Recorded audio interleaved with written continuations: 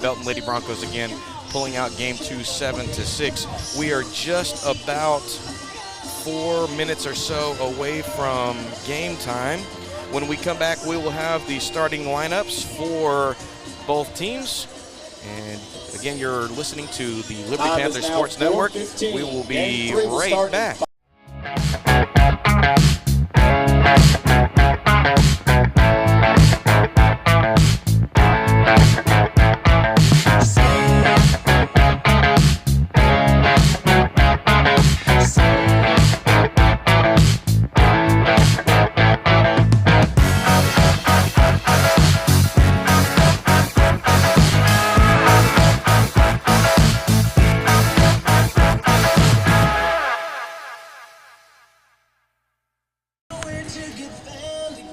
Welcome back, Panther Nation. Again, you are listening to the Liberty Panther Sports Network in this special edition of Lady Panther Softball.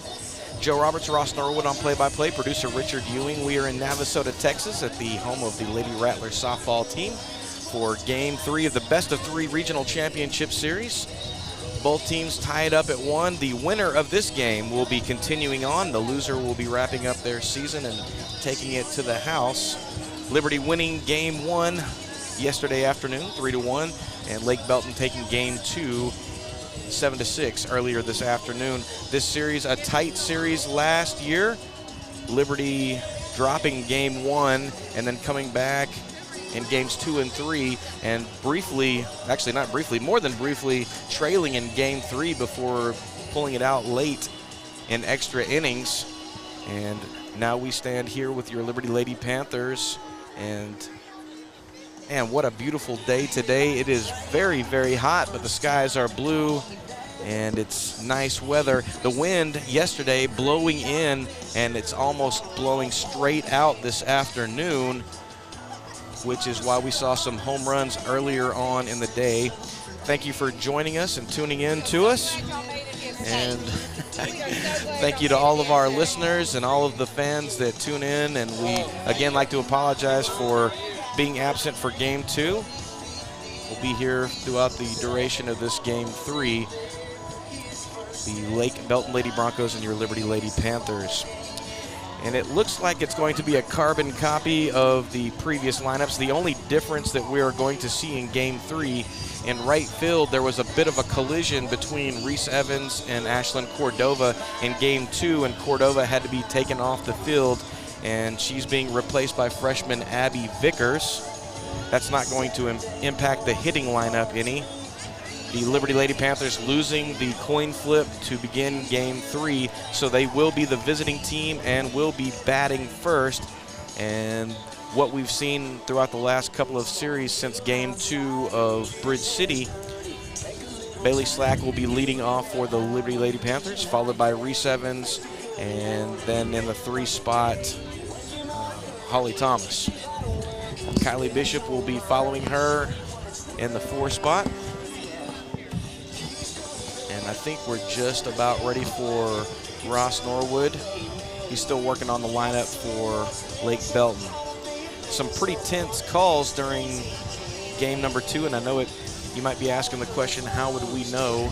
But we were able to get some updates while we were traveling on our way from our breakdown spot. Roadside oasis. Yeah, there you go. I like that better. A roadside oasis. And nice to see that the Panther fans traveling very well again today. It was a totally packed stadium yesterday afternoon. Could not find a seat, and people were sitting in the aisles, and they were on top of the dugouts and all along the outfield fence. A little bit different today on this Memorial Day weekend. And again, like to extend our heartfelt sincerity to all of those that gave the ultimate sacrifice for Memorial Day. And we're going to take one more break, and when we come back, Ross Norwood will be ready to break down lineups for us. You're listening to Liberty Panther Sports Network. We'll be right back. A game without a crowd is just a scrimmage. A performance without an audience is just a rehearsal. Without your presence, high school sports and the performing arts aren't possible. Ensure that these essential extracurricular activities continue to enrich the lives of students in Texas. Purchase a ticket to your local high school's game or performance. This message presented by the UIL and the Texas High School Athletic Directors Association. Welcome back, Panther Nation. You are listening to this special edition of Lady Panther Softball on the Liberty Panther Sports Network, doing an audio-only broadcast this afternoon and throughout the duration of the series because of UIL rules and stipulations. UIL's broadcast partner picking up the video portion of this moving forward. Joe Roberts, Ross Norwood on play-by-play, producer Richard Ewing. We are in Navasota, Texas for Game 3 of the Best of 3 Regional Championship Series. The winner of this game will be crowned the Region 3 champion and moving on to represent the region in the state tournament. And as the game moves along, we'll give you some updates on some of the other regional play. But if you followed the Lady Panthers last year, some similar cast of characters are involved in the other Regions 1, 2, and 4. And we should be just about ready for the first at-bat here in Game 3. The Lake Belton Lady Broncos have circled up in the third base box, and they are, of course, going to be on the third base side in the third base dugout. The Lady Panthers are going to be on the first base side in the first base dugout. The Lady Broncos in all-white uniforms with gray numbers and outlined with red. And your Liberty Lady Panthers in their battle gold with the pinstripes on the pants and the black accents and black numbers with black socks. Liberty Lady Panthers having a very successful season this year, mowing through their opponents in the playoffs before getting to round 3, where it took 3 games to take down Bridge City. And then moving into the regional semifinals, defeating the Taylor Lady Ducks 7-0 in a 1-game playoff. And now today in the regional championship, again winning game number 1 yesterday afternoon, 3-1. And falling earlier this afternoon, 7-6. A big grand slam by Lux in the bottom of the 4th inning proved to be the difference maker for the score. Reagan Williamson, the senior first baseman, helping to contribute to 4 runs that the Lady Panthers were able to put together in the top of the 5th inning with a 2-run blast. Coach Karen Slack, Coach Joe Slack, and Coach Catherine McAdams representing the coaching staff of the Lady Panthers. And what I like to see right now, the Lady Panther team out on the field, and they look loose, they look relaxed, they're laughing and having a good time, and it seems as though they are going to be ready for game number 3. The Lake Belton Lady Bronco team, by contrast, still huddled up and having a chat with their coach, Coach Blackburn. Coach Blackburn, not an animated coach, but does enjoy coming out to have a chat with the officials. Speaking of which, the 3-man officiating crew moving onto the field.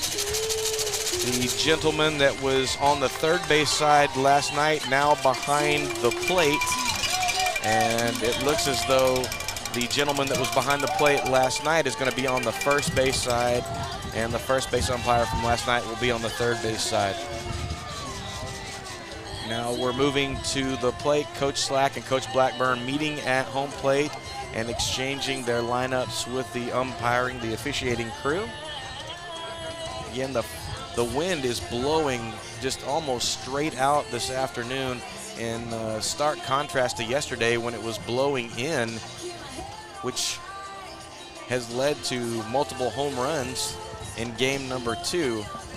Be hard-pressed to get a ball anywhere yesterday. Any ball that was popped up or hit with any kind of authority was being held up and dropped into the shallow short porch of left and right. And today being a difference. Nice and sunny, low 90s game time temperature. Again, here in Navasota, Texas. Your Liberty Lady Panthers just awaiting the coaches to conclude their meeting.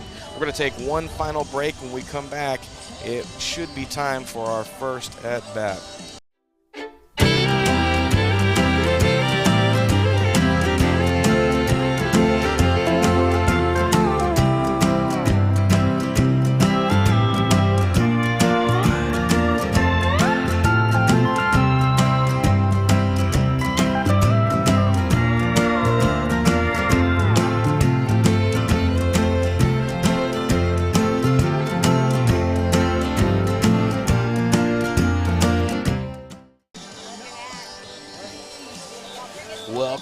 Panther Nation. You are listening to Lady Panther Softball on the Liberty Panther Sports Network, audio-only broast today. I'm Joe Roberts. Alongside me is Ross Norwood, play-by-play man, producer Richard Ewing, and both the coaches concluding their meeting at the plate. And now it's going to be time for an introduction of the players. And we're just about 2 minutes away from the first at bat. Leading off in left field, number 3, for the Lady Panthers. Bailey Slack going to be leading off as she normally does. Reese Evans coming in, batting second, playing second base. Holly Thomas, the catcher, batting third. Number 9, Kylie Bishop. Batting fifth, the pitcher, number 4, Cam Chandler. Batting sixth, the first baseman, number 1, Reagan Williamson. Batting seventh, the designated player, number 15, Alex Riley. Batting eighth, the shortstop, number 2. Sorry about that, trying to take care of some audio things. Batting ninth, the center fielder, number 5, ACB. Again, as I missed some of those people that are hitting, the lineup has not changed in any bit. The hitting lineup for the Lady Panthers is the same. The only difference is it looks as though Abby Vickers, the freshman, is going to be playing right field for the Lady Panthers. Batting second, the pitcher, number 11, Shelby Scholes. Batting third, the right fielder, number 12, Madison Locke. Batting fourth, the shortstop, number 9, Casey Scholes. Batting fifth, the designated player, number 2, Elena Herrera. Batting sixth, the left fielder, number 16, Haley Hoffman. Batting seventh, the third baseman, number 15, Angie DeLeon. Batting eighth, the second baseman, number 8, Zakaya Frederick. Batting ninth, the first baseman, number 17, Hannah Jensen. And the flex behind the plate, number 7, Vic Shimabukuro. All right, and that's the lineup for the Lady Broncos of Lake Belton. One of the benefits of sitting right next to the stadium announcer is his voice is right in our ear. And we will not have a national anthem, as they did have a national anthem before game number 2. So we will get right in here.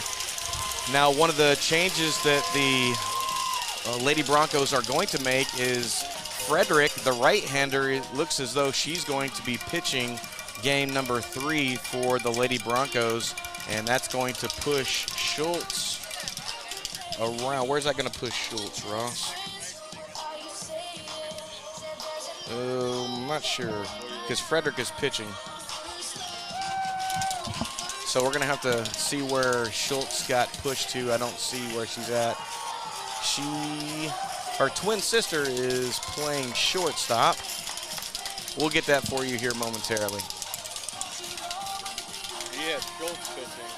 Yeah, well, the card that they turned into us is evidently a little different. Previous to this contest, we were given a card and it still had Schultz listed as the pitcher, but that looks like that may not be the case. Although she does have pitching for the Broncos, number 8, Zakaya Frederick. Okay, Zakaya Frederick is going to be the pitcher for the Lady Broncos. So that's going to give a different look. She pitched in game 2 last season for the Lady Broncos, coming in now with both teams tied at 1 apiece. This is a win or go home game. There is no tomorrow for the loser of this particular game 3. Due up first and leading off for the Lady Panthers, left fielder Bailey Slack, who has had one heck of a series so far. Left-handed slap hitter with loads of speed and able to manufacture a lot of different looks for the Lady Panthers offensively.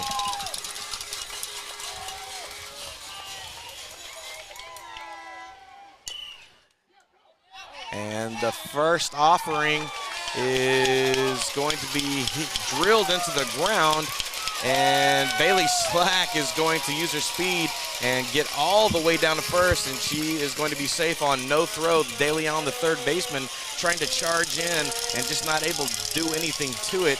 I've never seen a ball stick into the carpet like that, the way that ball did. Reese Evans, the second baseman, now due up with Bailey Slack on first.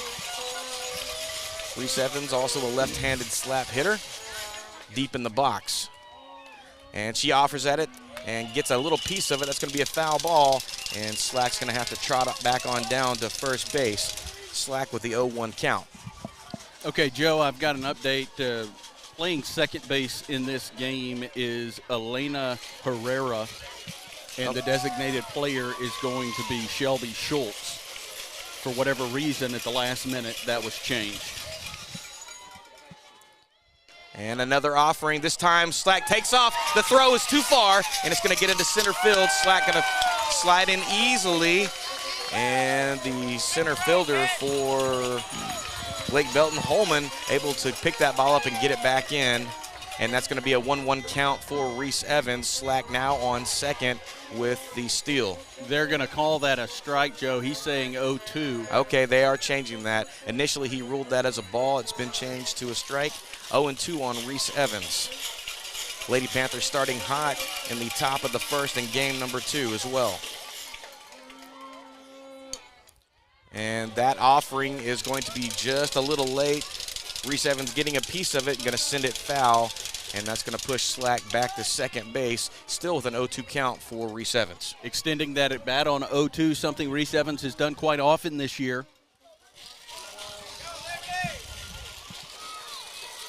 Evans, the left-handed batter, stands in, 0-2 count. Runner at second is Bailey Slack, infield single, stolen base. Strike 3 called on the outside corner. I'm not sure if he called that a swinging strike or a strike looking, but Reese Evans is down for the first out. To the plate, the catcher, number 6, Holly Thomas. Holly Thomas comes in, the right-handed batter. She's catching today for Liberty. She has played in all 3 games now. No score in the top of the first inning. A chopper to Herrera at second, on to first to Jensen, and that will be the second out of the inning. Into third is Bailey Slack. Now batting the third baseman, number 9, Kylie Bishop. Kylie Bishop coming to the plate, the right-handed batter. Third baseman for Liberty. She made some spectacular catches, one so into foul territory and ended up in the Lake Belton dugout, but was able to come away with that catch in game 2. The first pitch from Frederick is sent high into the screen. All right, we're back on track now, Ross. It was hard for me to do that play-by-play and keep up with the graphics. You're done with the book, and you are doing excellent. Excellent lead, maybe. I wasn't sure what was happening. I couldn't talk for a minute. And I did have several people text me and thank me for that. I imagine Bill was one of them. The 0-1 pitch to Kylie Bishop. She sends it. Herrera knocks it down, backhanding it, but it cannot stay in her glove. It'll be a single, an RBI for Holly Thomas as Bailey Slack comes in to score, and it's 1-0 Liberty in the first inning, top of the first. That was a nice Kylie Bishop hit right there. Kylie Bishop coming up big, big, big throughout this series. Now Camden Chandler, the sophomore, trying to have something to say with the outcome of this game offensively. Chandler has that pink towel in her waistband behind her, something that she has worn all year long. In the first 2 games, the home plate umpires required her to take that towel off. Left-handed batter, Chandler had a 2-out hit that extended the inning, and Reagan Williamson drove her in with a home run. There are 2 outs in this top of the first inning. Regional Finals, Game 3, and she laces one into right field, but Lux was standing still right there and made the catch. After 1, it's 1-0 Liberty in Navasota. We'll be back after this. This is Casey's Random Questions. Let's go! What is the most common name for dried plums? Prune. Correct. What was the very first soft drink in space? Dr. Pepper. Incorrect. What? No. What color is a ruby? Red. Correct. What is the name of the biggest technology company in South Korea? Microsoft. Incorrect. High heels were originally invented for who? Females, obviously. Incorrect. Welcome back, Panther Nation. You are watching Lady Panther Softball on the Liberty Panther Sports Network. Joe Roberts, Ross Norwood, producer Richard Ewing. And after half an inning, the Lady Panthers capitalizing on a nice run and leading 1-0. Moving into the bottom of the first, the Lake Belton Lady Broncos due up for them 1, 2, and 3. That is Autumn Hallman, Shelby Schultz, and Madison Lux are the top 3 batters in the Lake Belton lineup. The middle 3, Casey Schultz, Elena Herrera, and Haley Hoffman. The bottom 3, Angie DeLeon, Zakaya Frederick, and Hannah Jensen. Left-handed Autumn Hallman, the center fielder, comes in. Lake Belton in their all-white top and bottom with red piping down the side of the pan, and she looks at ball 1 from Camden Chandler High. Looks like silver numbers with red outlines for Lake Belton and silver helmets. And a fresh pair of white cleats. Hot shot to Kylie Bishop, who throws on Reagan Williamson down on a knee and picks it up. And that is the first out, a 5-3 putout. Yeah, that was a really hot shot to Kylie Bishop. Calmly plays it over to fellow senior Reagan Williamson. And I think you're right on that color. I called it gray from a distance. I did it yesterday. I said gray, but I think that's more of a silver. Yeah, I think so. First pitch from Camden Chandler is called a ball. And it's 1 ball and no strikes to Shelby Schultz. She's the designated player to start this game. She pitched for Lake Belton in the first 2 games. And she sends a bleeder out towards left field and in foul territory, running in. Bailey Slack makes the catch for the second out of the inning. Boy, that was a nice catch. A lot of times, those are the kind of cutters that people are just going to leave alone, and Slack never gave up on it. Made a nice play and got one of those, what we call those freebie outs. The red-hot Madison Lux stands in, another left-handed batter for Lake Belton. She goes sans batting gloves. Lux responsible for the grand slam in the bottom of the 4th inning. She also hit a home run, a 2-run shot in the first inning of today's game 2. And she is ahead in the count, 2 balls and no strikes. She had 2 hits in yesterday's game. Game 1, I guess that would be, if game 2 was today, and that misses, and it's 3 balls and no strikes. On deck is Casey Schultz, 2 outs, bottom of the first inning, and that will be a 4-pitch walk to Lux. And with 2 outs, that's not a bad idea right there. Just stay away from her. She never came inside on her, never gave her a chance to turn on the ball, Ross. Regional Finals, Game 3, the deciding game. Winner goes on to Austin, Texas next week to play in the state tournament. The loser goes home. And Casey Schultz, the right-handed batter, looks at a pitch away off the plate. Came in about thigh high, maybe just a little under the thighs. Yeah, that was not a bad location from Camden. 1 batting glove, black and white batting glove, and she gets into this one and sends it deep, and it is gone over the wall in left field. Bailey Slack can only watch that one go.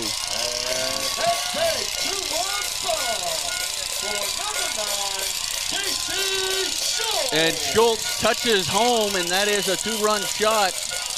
Yeah, that's a way to help her cause. I know she's not pitching right now, but that's definitely not going to hurt. That's her sister. Oh, yeah, you're right. Hello. the twin.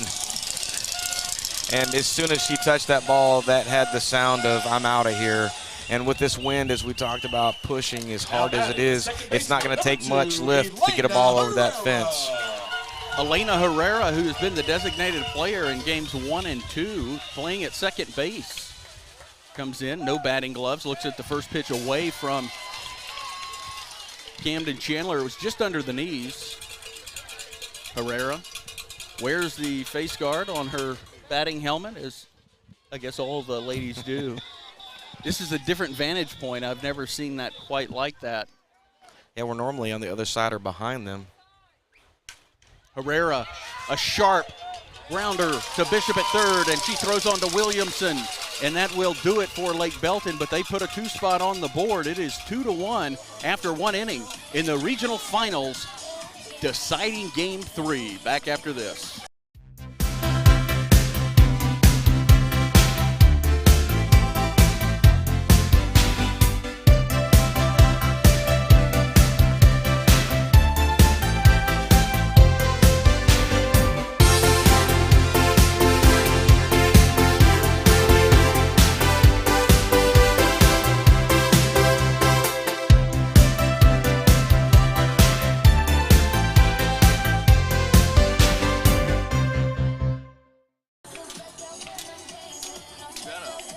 Welcome back, Panther Nation. You are listening to Lady Panther Softball on the Liberty Panther Sports Network. Joe Roberts, Ross Norwood on play-by-play, producer Richard Ewing. After one, Lake Belton leading your Liberty Lady Panthers 2-1. Liberty scoring in the top of the first, and then Schultz hitting the 2-run shot in the bottom of the first, and that's where we stand, 2-1. Moving into the top of the second inning, Zakiah Frederick pitching for Lake Belton, and senior Reagan Williamson, the first baseman, up first for the Lady Panthers. Liberty scoring 1 in the first and 2 in the second for Lake, or in the first for Lake Belton. And it's deja vu all over again. As it was a 2-1 after 1 inning. Reagan Williamson with a big home run drove in Camden Chandler. And a little bit of a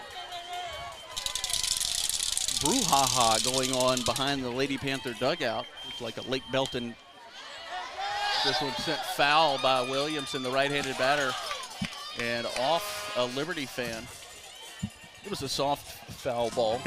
As soft as it can be with a ball falling out of the sky that's, You know, I don't know, how big would you say that is? It's not a grapefruit size. Grapefruit size. Yeah. No balls in 1 strike. Reagan Williamson, Liberty in their black and, excuse me, I'll say it after this. That one misses away. Low. See, I paid homage to you earlier, and I described their uniforms. Oh, did you? Oh, I did. I Okay, did. well, I didn't have my headset on, so I wouldn't screw up. But Chip Fairchild here with the Lieutenant Chip Fairchild with the Liberty Police Department with Liberty, and this one is sent past the glove of Herrera and Schultz. It was sharply hit by Reagan Williamson, and she is on first base to lead it off.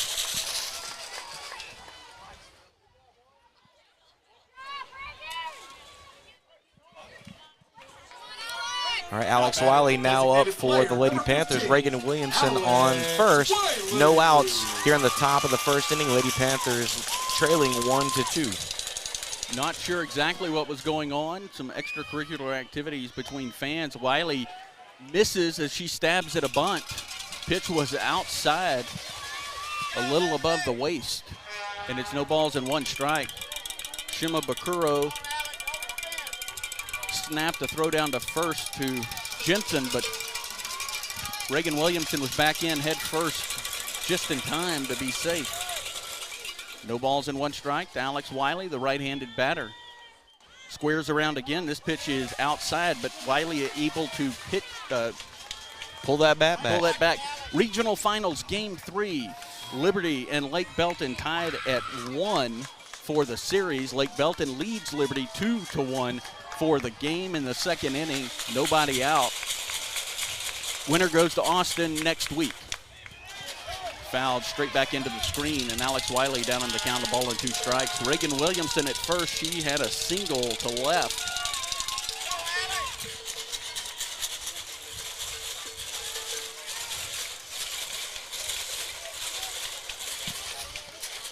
Frederick pitched in Game 2 last year as she winds her arm and flings the ball up. It misses outside. Yeah, Frederick been doing some pretty remarkable work in that second base spot. Had some nice defensive saves. Count is even. Alex Wiley looks at this pitch and drives it out into right center field. It's against the wall. Holman or Lux fields it, gets it back in. Coming around third is Reagan Williamson. She is hung up. Shima Bakura. And they are going to say out for interference, and they're going to get Wiley. No, safe. Wiley is safe. She went from second to third. There was a collision between Shima Bakura and Reagan Williamson. Reagan Williamson called out. It was in foul territory. However, Reagan Williamson was way out of the baseline that she created for herself. Yeah, she stumbled, and then she fell. They tagged her easily, and that kind of put Alex in some no man's land. Boy, that was a sharply hit ball from Alex. She really got into that, just a liner out into right center field. And the right fielder, Lux, getting there quickly and showcasing what kind of arm she has. And that's what caused the hang-up. That's normally a score. And a nice throw from Lux, stopping that. So with one out in the top of the second inning, Brianna Pantalion comes up. Head coach Mac Blackburn for Lake Belton was not pleased with that safe call at third. Yeah, that was pretty close. That could have gone either way. I don't know that I would have disputed either call. Windmilled up by Frederick, and it's fouled off by the right-handed Brianna Pantalion. She has a runner, Alex Wiley, who hit a rocket to right center. Yeah, that was a sharply hit of a ball, as we've seen Alex have in a number of games. This is a really great placement. It reminds me of one she hit in Game 2 against Bridge City. And I was thinking that exact same hit. This is the third elimination game Liberty has played in this postseason. The 0-1 to Pantalion, and Pantalion lights it into right field. Lux is right there, only had to take 2 steps to her right to get it, gets it in, but Wiley scores, and Pantalion with a 1-out single, and it's 2 balls and 2 strikes. It is now tied 2-2, an RBI single. That's another nice hit from Breezy to get over there, and she's another one that had been struggling a bit at the plate, and here recently she's been making some very, very nice contact. Back to now the 9-hole hitter, Macy Beam. Pantalion playing chicken with Shimabukuro. Well, if there's someone that's going to play chicken, she's the one that I pick. She has had a number of steals, and now they're asking for an appeal down to see if Macy went around. And Blackburn again stepping out of the dugout. And this is an interesting situation. Macy Beam, the left-handed batter. Blackburn wanted an appeal down to first base where the umpire is. The other field umpire is standing to the left of second base. And now Shimabukuro going out to her circle with Frederick and the rest of the infield. And the home plate umpire out there to tell them, let's get this going. I am not exactly sure what Blackburn hoped to achieve there, because the first base umpire against the left-handed batter would not be able to see. No, he would not have been in any sort of position to make that call at all.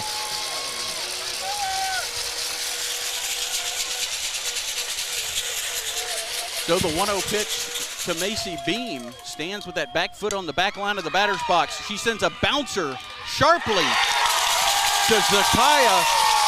She turns, throws to second, and it is in and out of the glove of Casey Schultz, the shortstop. And with 1 out, Liberty has runners at first and second. That will be an E6. Well, that was a wonderful play by Zakaya Frederick, the pitcher. She had plenty of time and threw it, and the snow cone just got dropped on the ground, Ross. So Matt Blackburn out to have a chat with the home plate umpire. They've got the lineup cards out. And I see Casey Schultz stirring. Excuse me. Now Shelby. I did it. Shelby Schultz stirring in that bullpen, and she runs out. She is going to take the place of Zakaya Frederick. 1 out in the top of the second inning. 1 run in for Liberty and 2 runners on in the regional final. Well, that was a quick hook from Blackburn, the coach. Of course, last year when she played, they had the 1 game in hand, and so it was easier to allow him to let her pitch longer into the game. But he did make the switch to Schultz probably with the 4th or 5th inning in Game 2 of last year. I believe that is correct, Joe. So a big opportunity here for Liberty. But this being an elimination game, you can't really play the waiting game. Reagan Williamson started the inning with a single. She was thrown out when she rounded third and got hung up between home and third on the Alex Wiley double. Wiley was able to get in safely to third, and Brianna Pantalion picked up the RBI single that scored Wiley. Macy Beam reached on an error, so Pantalian at second. Macy Beam at first. I'm going to be honest with you, Ross. I'm kind of shocked that he did not pull Herrera and put Frederick back in at second. Herrera's the one that's had a couple of these boots. Well, she has made a couple of plays, but maybe going to give Frederick a little bit of a breather as I lose my pencil. The first pitch to Bailey Slack is slapped foul just beyond the Lake Belton dugout on the third base side. I'm putting out a bolo for my pencil. And I found it. That is canceled. All right. We don't have to put that on a milk carton. No. All right. They were putting us on a milk carton earlier. Oh, they indeed were. The 0-1 pitch from Bailey Slack, and she sends this one out into left field. The left fielder, Hoffman, is on to catch it just before stepping into foul territory, and that is the second out. Pantalian stays at second, and Beam stays at Now first. batting the second baseman is number 8, Reese Evans. And Reese Evans comes in, regional final game, the deciding game 3. Winner goes to the state tournament next week in Austin.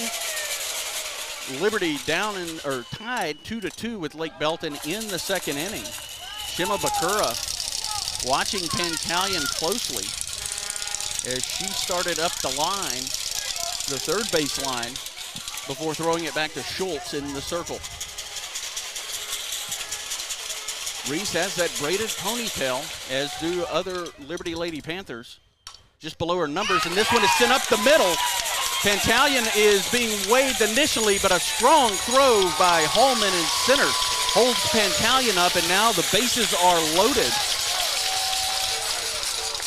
That was a nice location right up the gut, and the lefty pitcher really didn't have a chance on that one, and the shortstop was playing far over.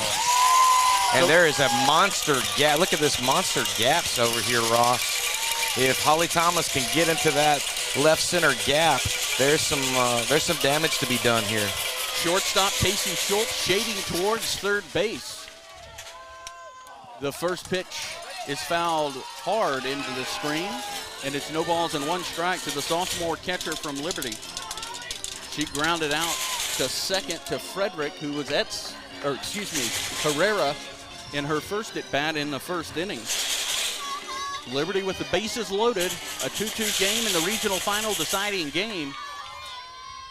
The 0-1 pitch is swung on and missed as Thomas swings under that offering from Shelby Schultz. That one rising at the last minute on Holly Thomas, and now down to her last strike. 2 outs in this top of the second with the bases juiced. And that pitch is high. Pantalian at third. She singled home Alex Wiley. Macy Beam reached on an error. She's at second. Reese Evans is at first. She singled up the middle. A 1-2 count to Holly Thomas. Winner goes to the state tournament next week in Austin. Here is the pitch, and Holly Thomas sends it high and out of play. Actually, that didn't end up carrying that like that it didn't looked carry like it was as going far to as carry. it. And I think is it Jensen? Yeah, Jensen, the first baseman, only pulled up because she didn't want to run into the fence. She might have had a play on that. Herrera, the second baseman, also going over to take a look as that one fell just before going over the fence. The 1-2 pitch from Schultz is fouled. Holly Thomas able to get a piece of it. Bounces off that screen and directly back to Shima Bakuro. Yeah, that was a great cut by Holly to stay alive there, just catching a piece of that. So the 1-2 pitch again from Schultz, that left-handed pitcher. Holds that yellow softball in her hand, winds her windmill. Holly Thomas lays off a rise ball that rose a little too much. Yeah, too fast. that was in the penthouse right there, and wisely Thomas able to lay off of that. A Panther, Lady Panther on every base. Pantalian, Beam, and Evans, third, second, and first. The 2-2 pitch. And Holly Thomas catches just a piece of that. Oh, that looked like one that hit off the knob of her bat there. Yeah, I'm thinking it was very close to her fingers. Yeah, that was almost like a high changeup that just got away from Schultz. And so now the 2-2 pitch again with 2 outs. Runners at every base for Liberty. Top of the second inning. Schultz. Another foul ball. This one high and above the screen behind home plate and over the stands into a grassy area behind us. Beautiful facility, Lady Rattler Field. Lake Belton and Liberty. Liberty got the first game against Lake Belton 3-1 last night. Lake Belton pulled out the 7-6 win against Liberty earlier today. Holly Thomas gets into this one and sends it out into left field. This ball is high. See ya, baby! Gone. Grand slam! Oh.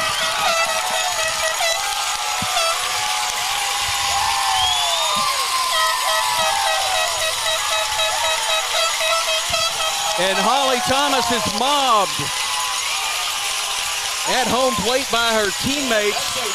A big 4-run grand slam for Holly Thomas. The second grand slam of the day. Lake Belton had a grand slam in the game 2 earlier today. That ball was really not in doubt, Joe. That was not. As soon as it came across, she had a wonderful swing, pushed through that, and like I said, with the way the wind is pushing out, anything that gets lofted has a chance to go this afternoon. So that is 5 runs that have come in for Liberty in this top of the second inning, and they now have the first lead since the first. And Kylie Bishop sends this one back into the screen, and Shima Bakura, the catcher, stays on one knee. Well, I'm not sure that score's not right. Is it? No, we are. Yeah. I thought we had tied it. No, we had tied it up. It should be 6-2. Okay, I was thinking that. Here comes the pitch to.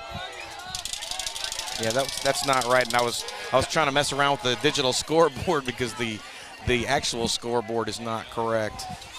So on the 0-1 pitch, Kylie Bishop was jelly-legged there by Schultz. All right, now they fixed it. Here is the pitch, and a foul ball as it kind of rides along the Liberty dugout before getting onto a berm that is just beyond the bullpen on the third base side. I want to apologize to you, Ross. I let my Panther gold shine a little bright there on that grand slam. No, it's hard not to, Joe. Oh. So the 0-2 pitch from the left-hander Schultz winds that arm, and again, this ball sent down in foul territory. Giving chase is Lux and Herrera from second, the right fielder Lux and Herrera, but that ball is going to fall down. Slam for Holly Thomas. And not real sure exactly what's happening, but they just announced that Holly Thomas hit a grand slam.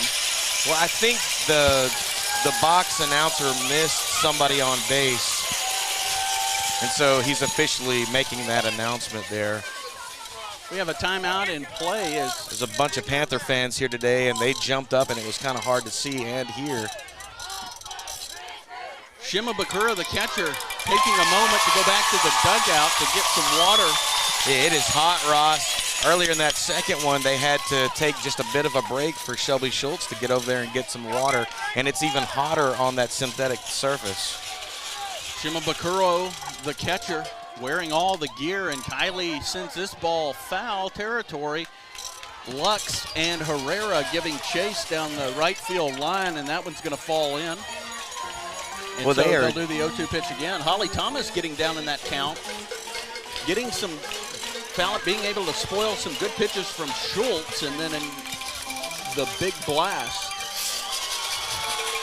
Its game is far from over, though. No, not at one point in game 2, Liberty was down 7-2. They ended up losing that one 7-6. Schultz ready to go. The 0-2 pitch again sent foul into the screen. This is nice to see from Kylie having an extended at-bat against Shelby Schultz. She was a little bit tired at the end of that game, too, which is why they brought Frederick in. And now you're kind of see that the heat for everyone, not just for Shelby, for everybody, it's taking a toll. It's a warm day. Well, a 5-run inning so far. And Bishop sends this one foul. Shima Bakura able to catch it off the carom against the screen. There it is. There it is. Top of the second inning. We got a carom sighting. Lake Belton has been on the field now for a good bit of time in this 5-run inning. Here is another 0-2 pitch.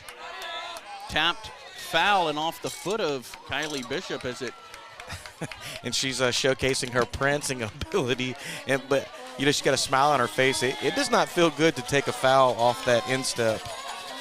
That one dribbling towards the Lake Belton dugout. So another shot at this 0-2 pitch. Shelby Schultz has a wristband on her right glove hand.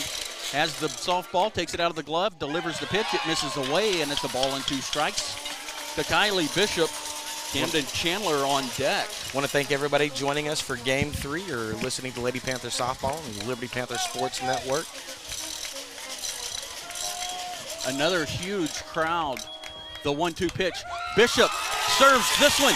Diving stop by Casey Schultz, but no chance to get the speedy Bishop. As Schultz dove for that one and saved it from getting into left field.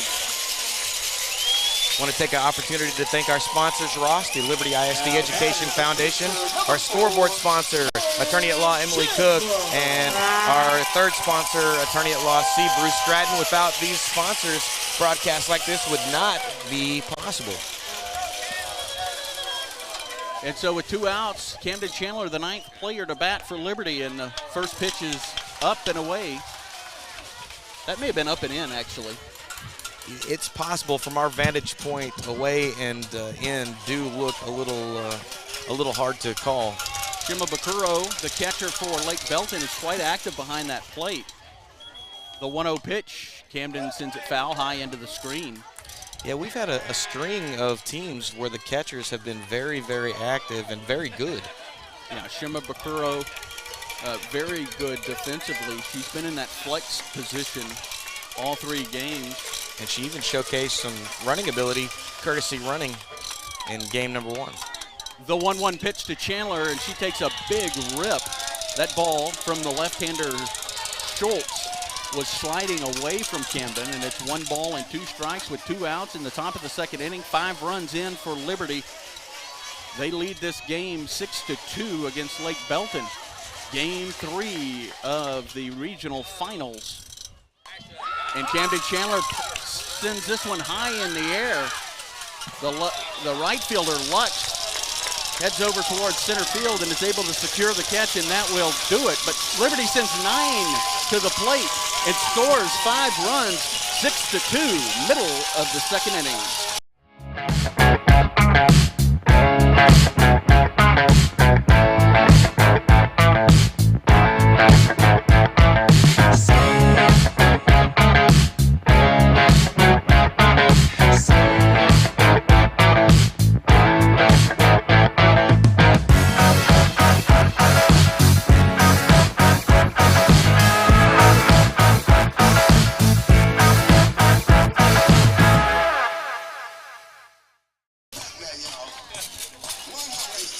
Welcome back, Panther Nation. You are listening to Lady Panther Softball on the Liberty Panther Sports Network. Joe Roberts, play-by-play man Ross Norwood, producer Richard Ewing.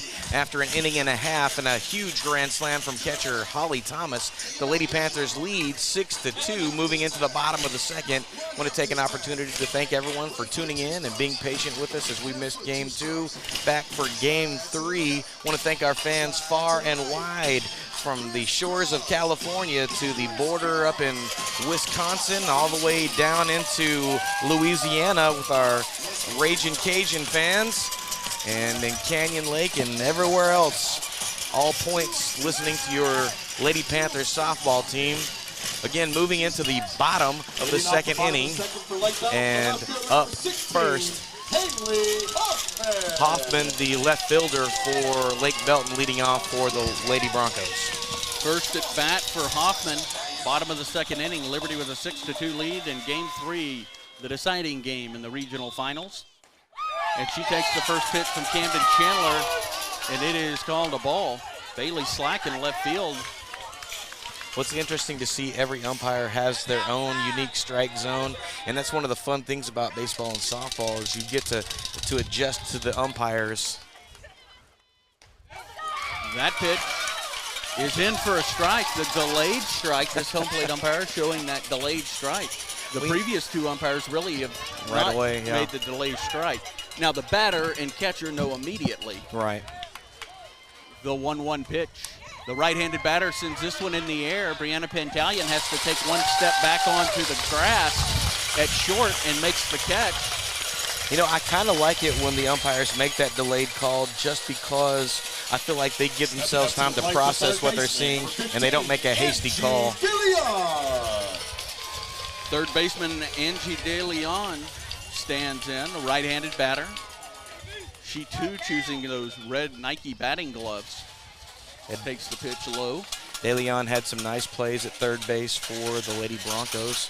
She's another one of those string of nice hot corner players that have done very well for their respective teams. This pitch misses inside, comes in at about the shins.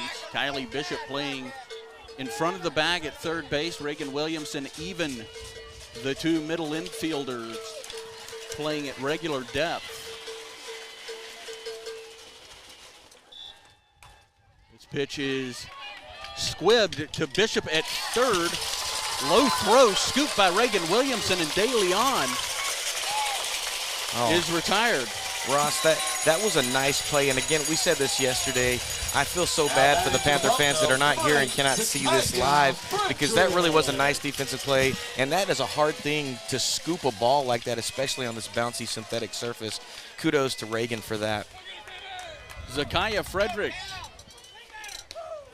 looks at the first pitch from Camden Chandler low. Below the knees. But Camden really trying to work that outside corner, yeah. Not quite at the shins. 1 ball and no strikes to Zakaya Frederick, and she fouls the rise ball off and over the Lake Belton stand. You know, one of the things that I appreciate about this Lake Belton lineup is we talk about how dangerous our lineup is. Their lineup is just as dangerous, and so it's making for a really fun game to watch. 1 through 9. Multicolored bat for Frederick as she looks at a pitch high and away, trying to see what colors. It looks like the black base of the bat is black, and then over that is some pink and blue and green. And this one is hit. Kylie Bishop scoops it up at third, on to Williamson at first, and that will do it. A 1-2-3 inning for Camden Chandler and Liberty. Moving to the third inning, Liberty with a 6-2 lead over Lake Belton.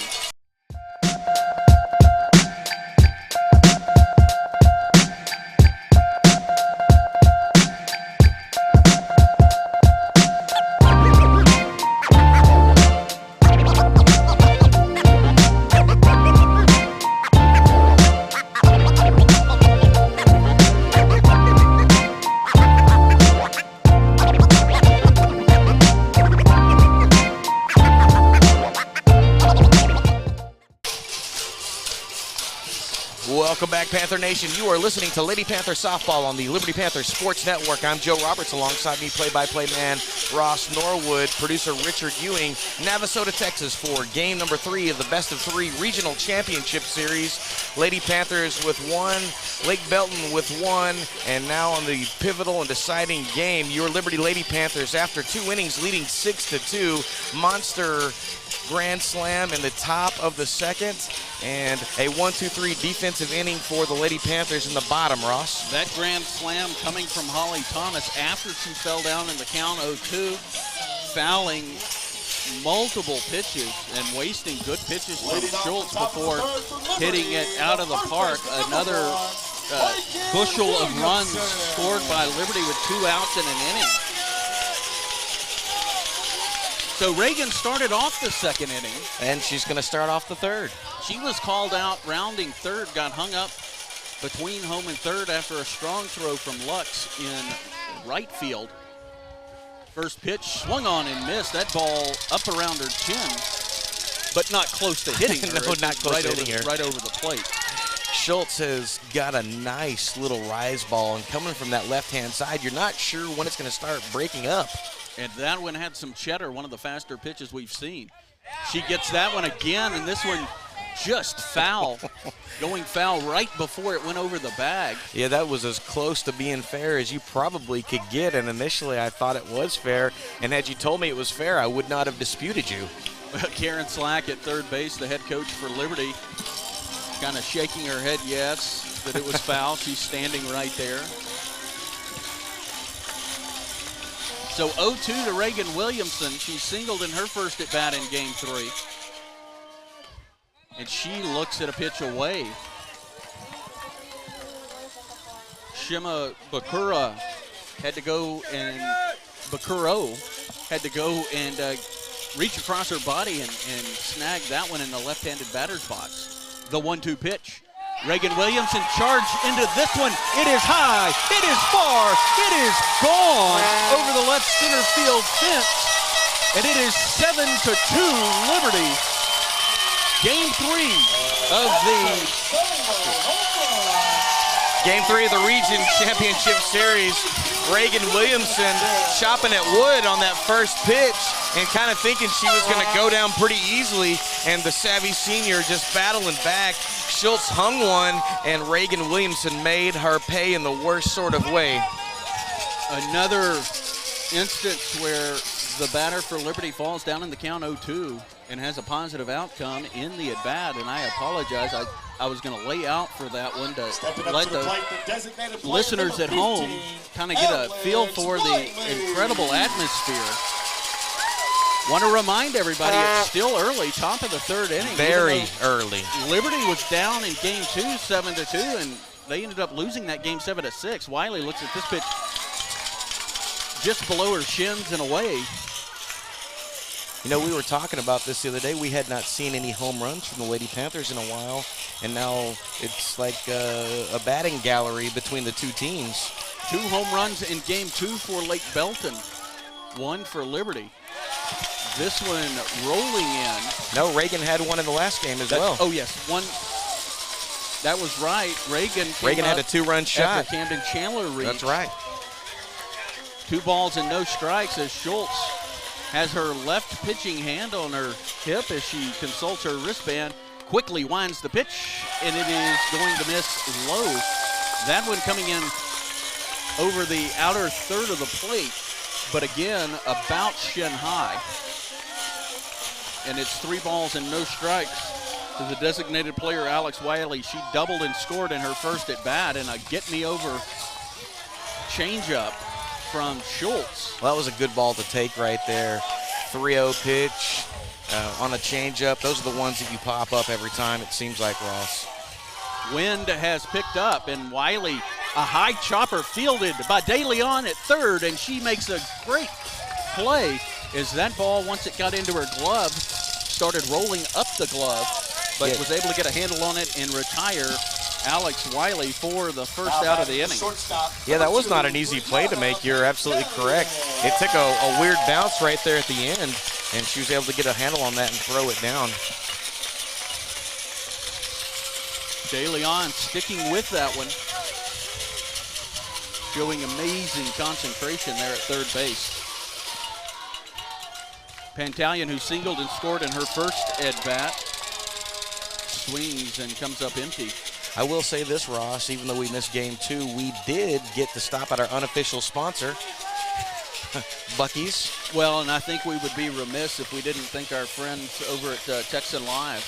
Oh, no doubt. They found out what was going on, and Pantalion lays down a bunt. This one foul. I think she bunts that one, and she was, I don't know, what would you say, a third of the way to first base before it hit? At least. It was not high, very, maybe about shoe-top level, but our friend over at Texan Live sending us the ability so that we could watch. While we're on the way, there was a game 3, I talked with him before the game. He said he wanted to do that in case there was a game 3 so that we would be able to kind of talk about it. I want to thank him. And the 0-2 pitch from Schultz misses high. It's nice when our broadcast partners can work with us and actually partner with us. Yeah, we had quite a long discussion with him yesterday, and nice to catch up. 1-2 the count to Brianna Pantalion, 1 out. 1 run has been scored in this third inning. And Pantalion swinging and sending one sharply into the screen. The winner of this game between Lake Belton and Liberty will move on to the state tournament in Austin next week.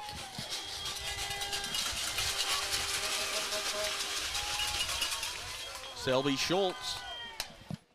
And Pantalion sends this one high in the air. Shima Bakuro giving chase, but it's going to come down and roll down the inside part of the screen. Yeah, my heartbeat kind of jumped on that one. They don't have a headache rack for us. This is a super nice facility, but the awning that we're sort of under doesn't extend as far over as we are. So Pantalion finds herself in a 1-2 count with one out in the top of the third inning. And she lays off that pitch, which was just below her chin. A rise ball that rose too quickly.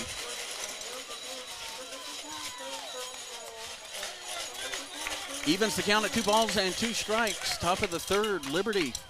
1 run in this inning, and Pantalion stays alive as she just misses that pitch and sends it straight back into the screen hard. Yeah, Breezy has proven to be super dangerous whenever she's gotten on base. She's a threat to steal anything or any time, and on any kind of deeply driven ball, she's a threat to score even from first. The full count pitch is again sent foul. Oh, I missed that one. I did too. I happened to look at the screen. Yeah, I'm not 100% sure that it is 3-2. Yeah, I don't know if it is. I thought it was 2-2. And nope, got a confirmation. 3-2. Okay. Matt Blackburn. He's going to have to go check that one because I don't think there is Matt Blackburn wanting a clarification on the count. And he said, no, it's not 3-2. The home plate umpire said it is. Well, he lost it. That's not good news. The third base umpire and Karen Slack down in the third base coach's box said, yes, there are 2 strikes and 2 balls. Now it's a full count for Pantalion. Well, I know sometimes I miss and I'm blind, but I didn't remember that being the case. It happens from time to time. So the full count pitch, and Pantalion pops this one up, sending Schultz just onto the outfield grass. He had to kind of twist a little bit to catch that one, but a nice catch by Schultz, and that is the second out of the inning. Even though she did not get on Ross, she had a very extended at bat, and as long as they can keep Schultz in that pitcher's circle in this kind of beating down sun, that's a good thing for the Panther defense. Similar to what when you look at a football game and you look at time of possession and you look at a defense that's out there. Now, Lake Belton, a very good team. Oh, there's no doubt about that. Only picking up their first loss yesterday. And Macy Beam sends this one in, well, they're going to call it foul. Looks like it rolled over the foul line. Yeah, she picked it up just as it came across the first base line. And the best way I think I can describe that one is it got stuck to the bat. It did. I mean, really thought the bat was going to be rolling with that ball. Well, Macy put a little too much English on that one. She didn't want that one to carry as far as it did.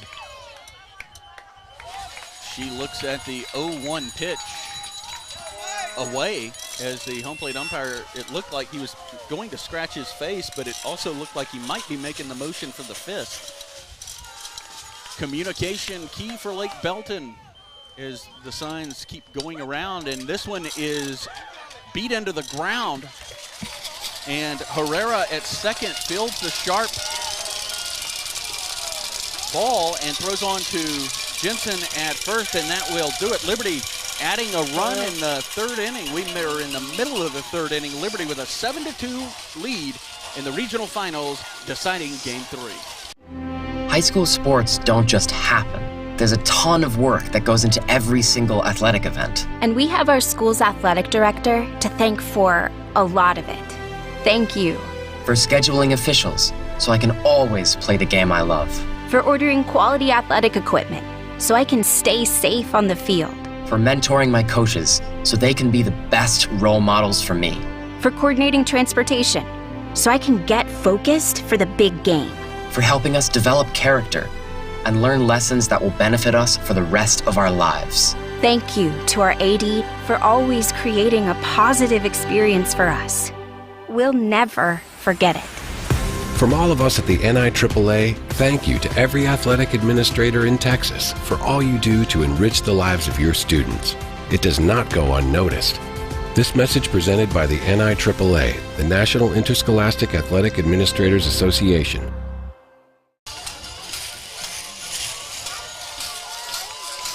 Welcome back, Panther Nation. You are listening to Lady Panther Softball on the Liberty Panther Sports Network. Joe Roberts, Ross Norwood on play-by-play. Producer Richard Ewing. After 2.5, the Lady Panthers leading 7-2, putting another run across the board in the top of the third. Reagan Williamson with a solo shot. And now moving into the bottom of the third inning, number 17, the first baseman Jensen, up for the Lady Broncos. Jensen in the 9-hole in this game, as she has been for the first 2 games. Right-handed batter puts the back foot just about on the back line and the front line, not front line of the batter's box, but the sideline. Yeah, she's very close. She's gone with the white batting gloves, the white bat with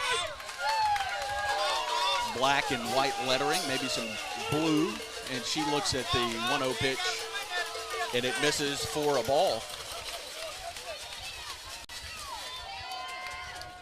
Wind picking up, and this one high, laying off is Jensen.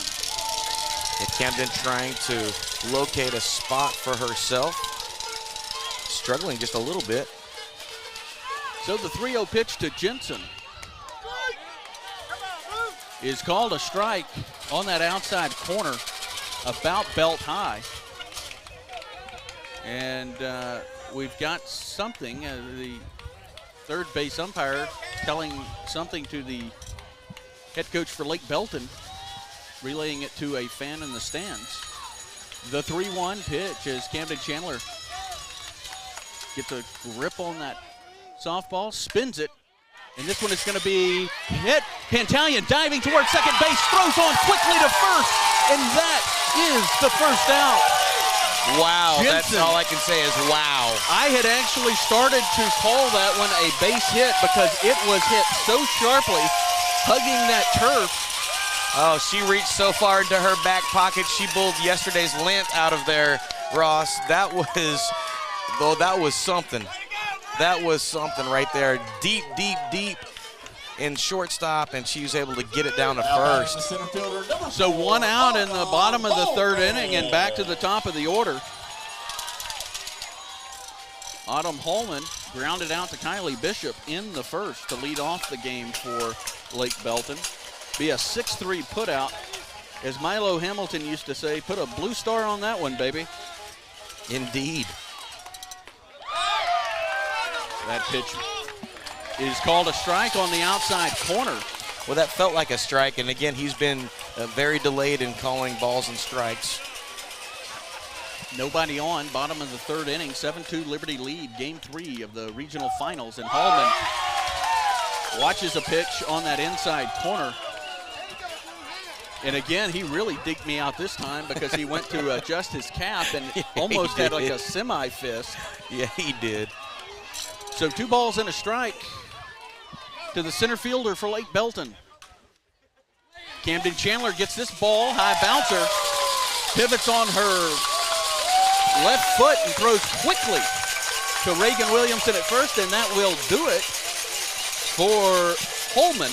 And there are now 2 away in the bottom of the third inning. Number 11, Shelby Schultz. Well, Shelby Schultz coming up for the Lady Broncos, and she has been dangerous, Ross. She's not only been dangerous at the plate, but dangerous in the circle. She's gone with the 1 batting glove. Looks like she did not get, oh no, there's not another batting glove. I thought that one was just dirty. And I think last time she was up to bat, Camden intentionally walked. Well, she didn't intentionally walk her, but she definitely stayed away from her. That was the next batter, Madison Lux. Oh, that's right. You're right. Schultz, a high chopper, and it is going to be in no man's land. Reagan had to be there to cover first. Camden gave chase. Eventually, Evans was able to get it, but Schultz. Well, that's one of those things that left-handed hitters kind of bring to the table in softball. And I don't even know that she was intentionally trying to slap that, but she drove it into the synthetic turf. And like you said, it was in no man's land, and the throwing motion of Camden didn't allow her to get over there quickly. Madison Lux, who has been hotter than a depot stove in this series, looks at a pitch low and away. 2 outs in the bottom of the third. Liberty ahead of Lake Belton, 7-2. Regional Finals Game 3. Winner goes on to Austin next week. At first base with an infield hit, Shelby Schultz. And it's 2 balls and no strikes to Madison Lux. Lux walked in the first and then rode home on a Casey Schultz bomb. Had the wrong Schultz, but Shelby Schultz dangerous as well. Well, I did it the reverse. I said Casey in the circle. Red tape on the handle of the bat, and she takes a big rip. I say no matter what, screwball. The family very well represented. Just an abundance of talent on that Lake Belton team. The 2-1 is going to miss away. That one low under the knees. 3 balls and a strike. Schultz is at first base. She had an infield single. Lux walked in her last at bat. 3-1 count. Fouls it sharply back into the screen. And it's a full count to the right fielder, who has had a big series against Liberty. 2 home runs in Game 2. A 2-run shot and a 4-run shot on the grand slam, and that pitch is over. And the home plate umpire says no, that is a ball, and Lux will walk down to third. Holly Thomas and Camden Chandler are both thinking that was strike 3. Oh, I thought he was about to start the lawnmower on that one. That looked like that was right down Main Street, and he had nothing to do with that one. That was a tight no call, Ross. So the second walk for Camden Chandler, now coming with 2 outs. 2 on. Shelby Schultz at second base. She had an infield hit. The walk to Madison Lux, and now Casey Schultz, who hit a 2-run bomb in her last at bat, looks at a pitch. It's in low. That one coming in just below the knees. Camden struggling a little bit in this inning with that strike zone by the home plate umpire. 7-2, but Lake Belton threatening. This one is sent foul off the handle of the bat and fielded in foul territory by Kylie Bishop. There are 2 outs, bottom of the third. Game 3 of the regional finals. A rematch of last year's series. Liberty took Game 1 last night. Lake Belton taking Game 2 today. And this one is sent right back to Chandler in the circle, and Chandler puts some mustard on that throw to Williamson at first, exercising some of her frustration, and that will do it. Lake Belton will lead 2 in the third. Moving to the 4th inning, it's 7-2 Liberty Regional Finals, deciding Game 3.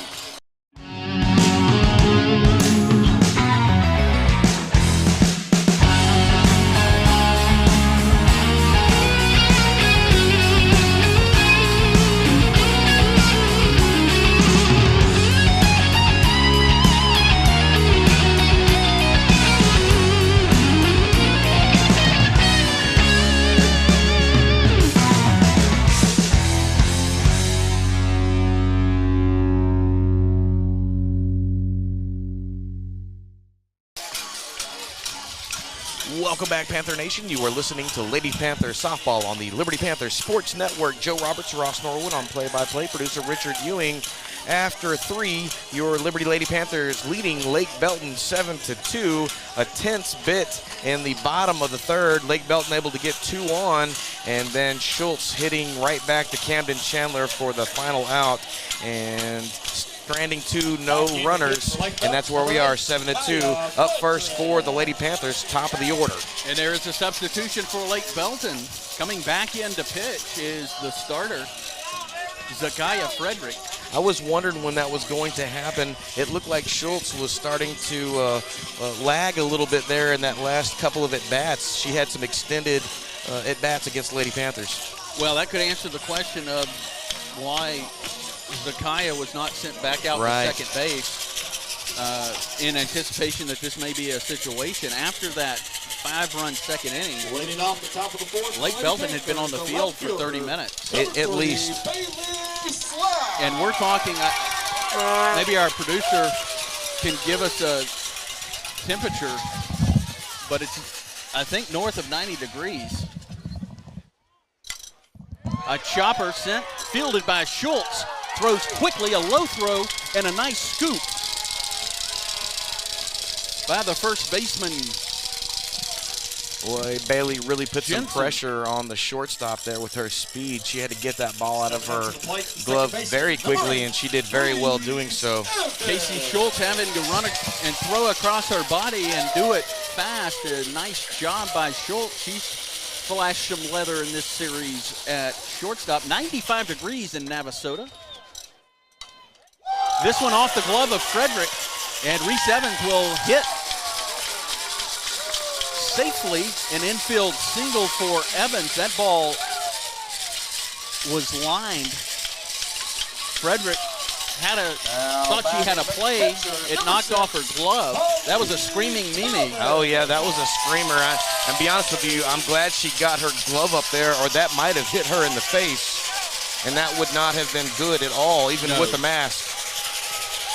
No, I mean, you can ask a home plate umpire that gets beat up. This ball sent on the ground sharply. Herrera quickly to first, and Holly Thomas will be retired.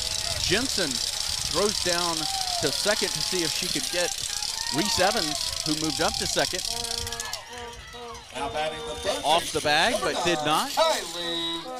So a 4-3 put out. Reese Evans into second base, now 2 away in the top of the 4th inning for Liberty, and Kylie Bishop steps in. Kylie with an RBI single in the first and a single in the second, and she taps this one back to Zakaya,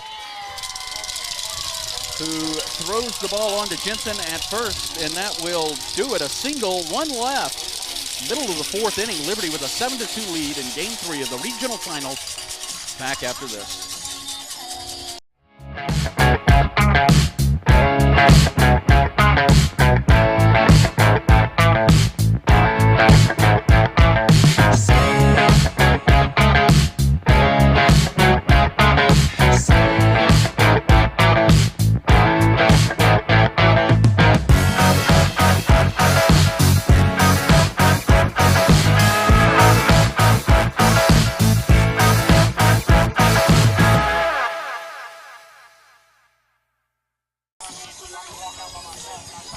Welcome back, Panther Nation. You are listening to Lady Panther Softball on the Liberty Panther Sports Network after 3.5. Moving into the bottom of the 4th inning, your Liberty Lady Panthers leading 7-2. A couple of sharply hit balls, a runner left on base, and a pitching change for Lake Belton. Frederick coming in and getting the outs. And no damage done by the Lady Panther offense for the first time in all game, scoring in every other inning. And now Herrera for Lake Belton due up in the bottom of the 4th. Here in Navasota, Texas for Game 3 of the Best of 3 Regional Championship Series. And temperatures right now hovering around the mid-90s. And it's leading to some situations where both teams having to make sure that they're getting enough water because it is nasty. And the first pitch by Camden Chandler going to be high, and Herrera going to look at that for a ball.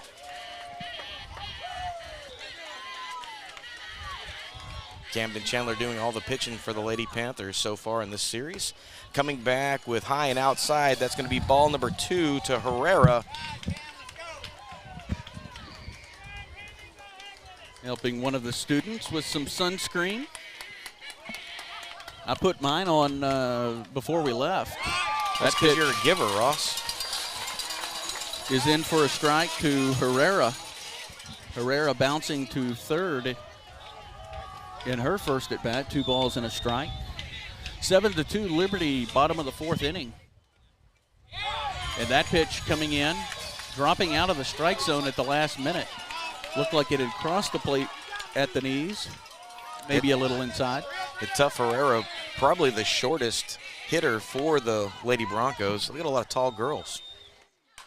This one sent to short. Pantalion fields it on the hop, throws on to first. And that is the first down of the inning.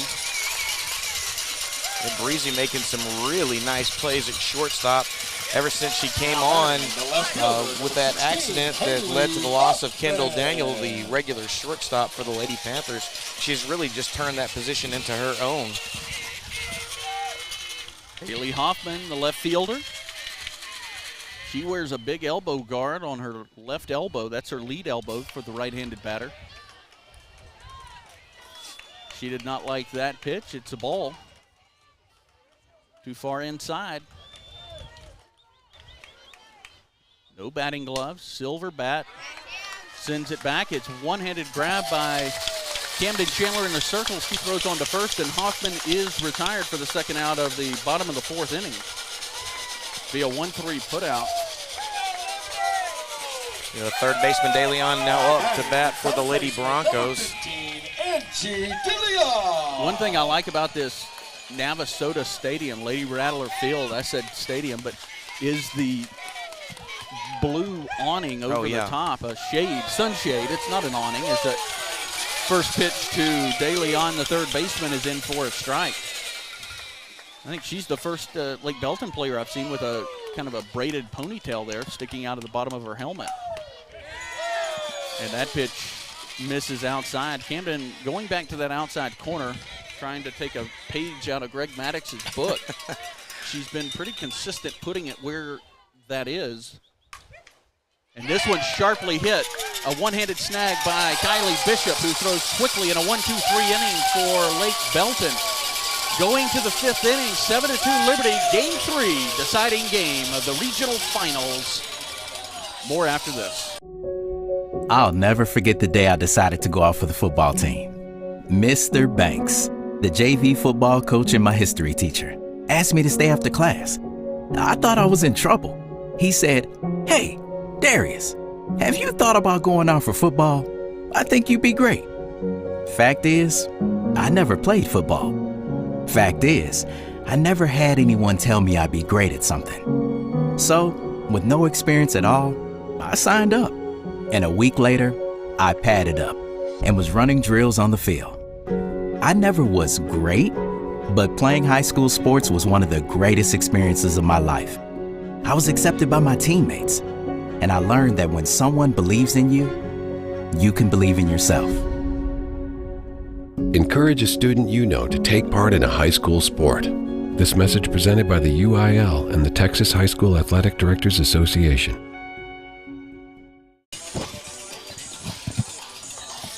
Welcome back, Panther Nation. You're listening to Lady Panther Softball on the Liberty Panther Sports Network. After 4, your Liberty Lady Panthers leading Lake Belton 7-2. Both teams having a pair of 1-2-3 half innings. And leading off for the top of the fifth, Camden Chandler.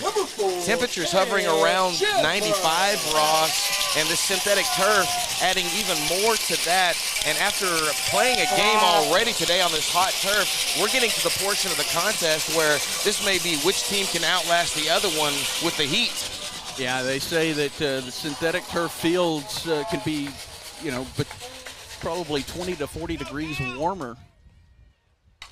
And this ball is tattooed over against the wall. Too early of a call. It is quickly fielded by the center fielder Holman, and holding Kylie Camden Chandler to a single. Yeah, that had the sound of home run all over it. And then it just kind of dropped there right over the center fielder. And I think even Camden thought that was gone. So that one was hit to dead straight center field. It got out there quick. Holman, a good job of fielding that one and getting it back in. Chandler is on first. Now a courtesy runner, Marina Bourgeois, for the pitcher Chandler. Bourgeois did some courtesy running in yesterday's game. those that have followed Liberty all year long. Reagan, hot shot, fielded by Schultz, quickly to Herrera at second. She turns to throw to first, and Reagan Williamson is safe. A fielder's choice for Reagan. Retired as Marina Bourgeois. Yeah, Marina had a nice jump, but that was hit right to the shortstop, and so she really had no chance to get there. Reagan Williamson showing some wheels, getting down there and being safe at first, though. Good job by Schultz at short and Herrera on the turn. Herrera able to get a good, strong throw off her back foot there after touching second base. And the first pitch to Alex Wiley. Yeah, when Marina was standing over there on first, I wanted to give a big shout out to our Cajun fans. Yeah, they're right here in front of us. There's some of us in front of us, but they've got a big contingent back in Louisiana listening to us. Wiley does not offer at the 1-0 pitch. 2 balls and no strikes. That one well outside. I want to thank all of our listeners for tuning in to us and being patient with us for this Game 3. The wind has shifted a little bit, was blowing dead out. And the 2-0 pitch missing low. Again, a nice job by Shima Bakuro to keep that one from getting away and allowing the runner at first base, Reagan Williamson, who grounded into a fielder's choice, to advance. The 3-0 pitch to Wiley, and this one outside and low. It may have been a strike if it had been a little further inside. Yeah, Frederick, because she has not pitched a bunch, still trying to find her way with the strike zone here. Again, she is an accomplished pitcher for the Lady Broncos. She pitched a no-hitter in their round 1 win over Manor. So this is not her first rodeo, as it were, in the pitcher circle. No, she is used to pitching in high-intensity games, as is Shelby Schultz, who we might see later in this game after she gets a breather, if necessary. The right-handed Zakaya throws this one low to Pantalion. Shima Bakuro able to wrangle that one and makes her way down the third base line as Reagan Williamson's at second. Yeah, we saw Frederick get into some trouble the last time she was out, and they quickly pulled the hook on that and brought Schultz back in. I don't know that that's going to be the case here. So Reagan Williamson at second, reached on a fielder's choice. At first is Alex Wiley. She walked. This one in the dirt, a nice stop by Shima Bakuro. And timeout called as the infield, minus the catcher, Shima Bakuro. Yeah, Bakuro's going to have to go get some water. Again, we're going to keep on saying this. It is very, very hot this afternoon. The air temperature is not only hot, but that field, I think at a minimum, is probably about 115 degrees because it's a high sky today. Oh, no doubt. And no cloud cover. And we're at the exact time of the day where it's the hottest. And you really feel for these catchers. And, you know, Shima Bakuro keeps up her intensity for the entire game. And, oh, yeah, she's definitely what you call a high motor player. You know, and Holly keeps up hers. And both of them now catching their second game and only about a 40-minute break in between. The 2-0 pitch is bunted at. A little stab by Pantalion. And it's 2 balls and a strike.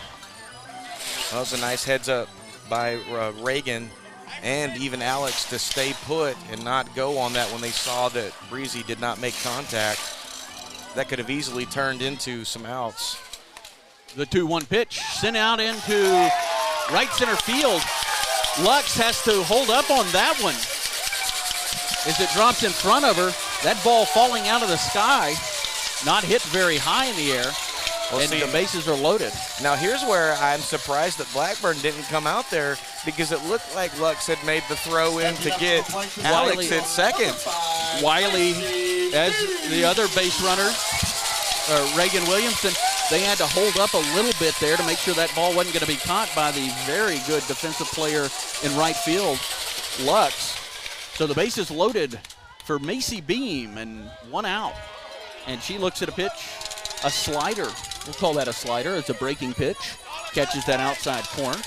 Yeah, I don't know if they throw sliders, but I'm good with that. I'll whatever go with whatever the equivalent of that is. So Panther on every base.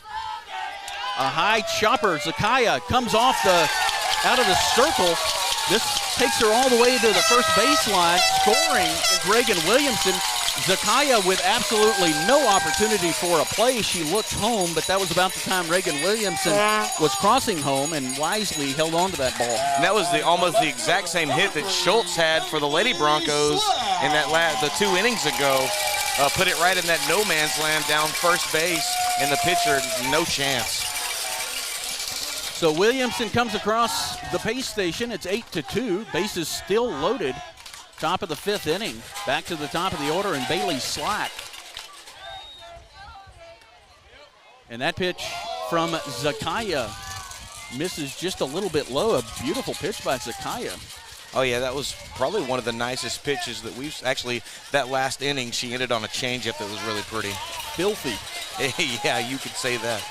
Bailey, the left-handed batter, 2 black batting gloves. She swings, hits a chopper to third. Home comes with it.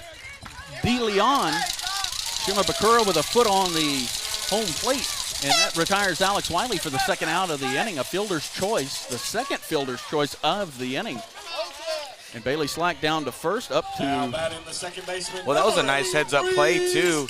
Didn't let the situation get too big for her and wisely threw it to the plate. Macy Beam goes into second. Brianna Pantalian into third, and at first is Bailey Slack. Reese Evans looks at a pitch away. It's 1 ball and no strikes. 1 run has scored in this one, 8-2 Liberty. Top of the 5th inning, leading Lake Belton in game 3. And a nice pitch by Zakaya in for a strike on the outside corner. That one coming just below the belt.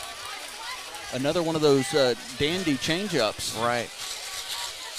And the count is even at a ball and a strike.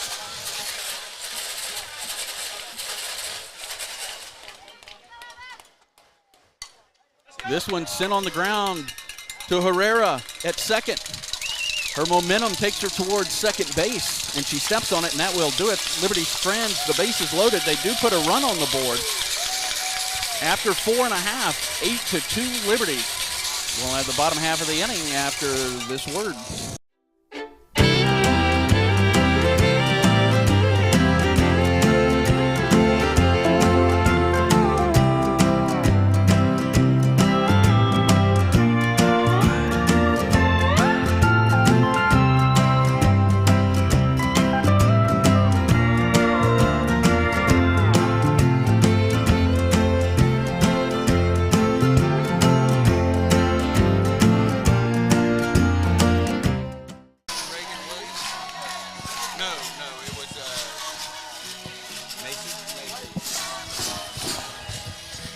Welcome back, Panther Nation. You were listening to Lady Panther Softball on the Liberty Panther Sports Network. After 4.5, the Lady Panthers putting a run across in the top of the 5th, stranding the bases loaded, and now leading 8-2, moving into the bottom of the 5th inning here at Navasota at Lady Rattler Field in Game 3 of the Best of 3 Regional Championship Series.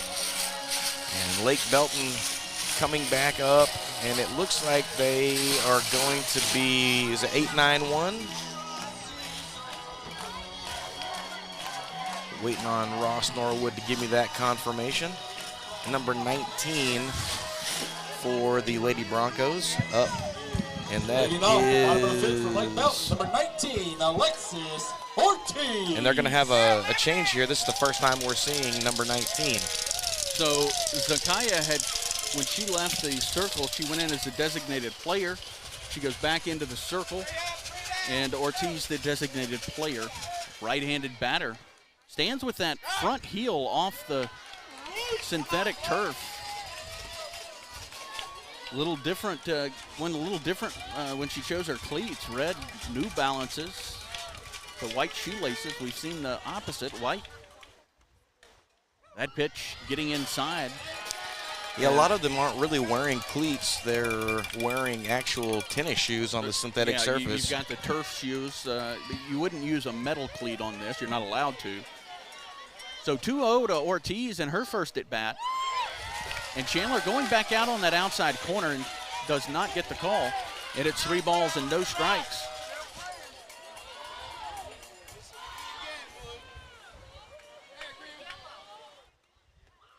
And that is a 4-pitch walk, Ortiz.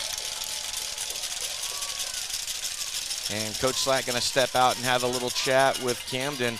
And again, we saw this with Lake Belton having to do some different things because of the heat here. I'm going to go check on her, make sure she's okay. Wind still blowing pretty much out, although it has taken a right to left turn.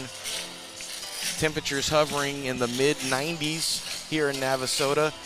Already having played a complete game, and here in the later stages of Game 3, this is a tribute and a testament to the conditioning that both these teams go through throughout the course of the season. They start the season and it's freezing, and they end and it's boiling.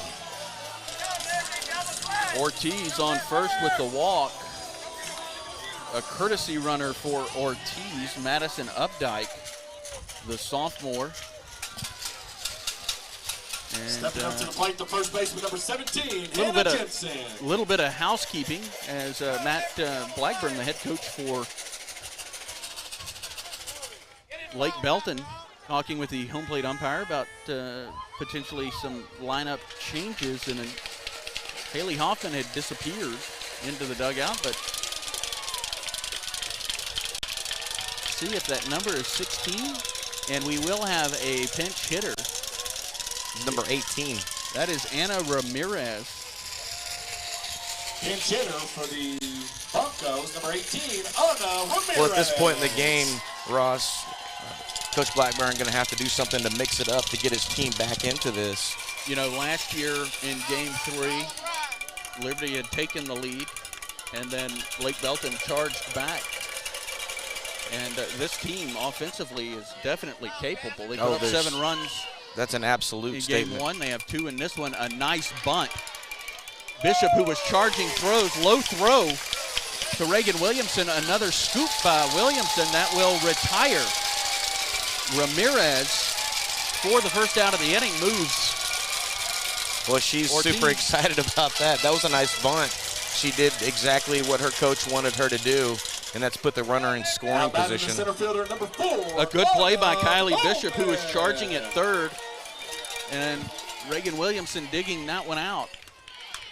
Another bunt, this one more of a drag bunt. Camden Chandler on to first and is able to throw a strike to Reagan Williamson. I don't know why I'm saying Reese Evans, Reagan Williamson, and that will retire.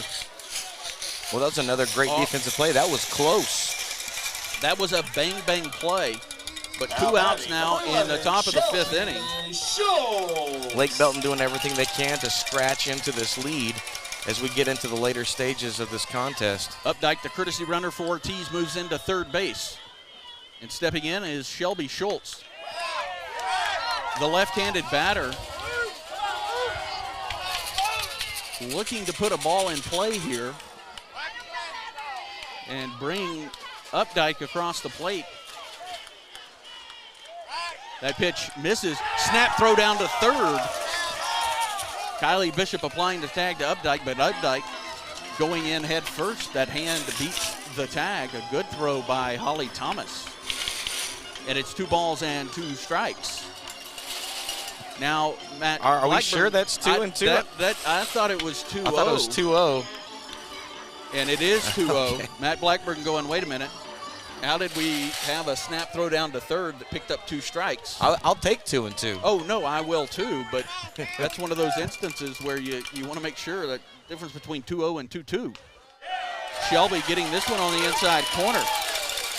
Home plate umpire raises his fist in the air, and it's 2 balls and a strike. Runner at third, Madison Updike, the courtesy runner for Ortiz, who walked.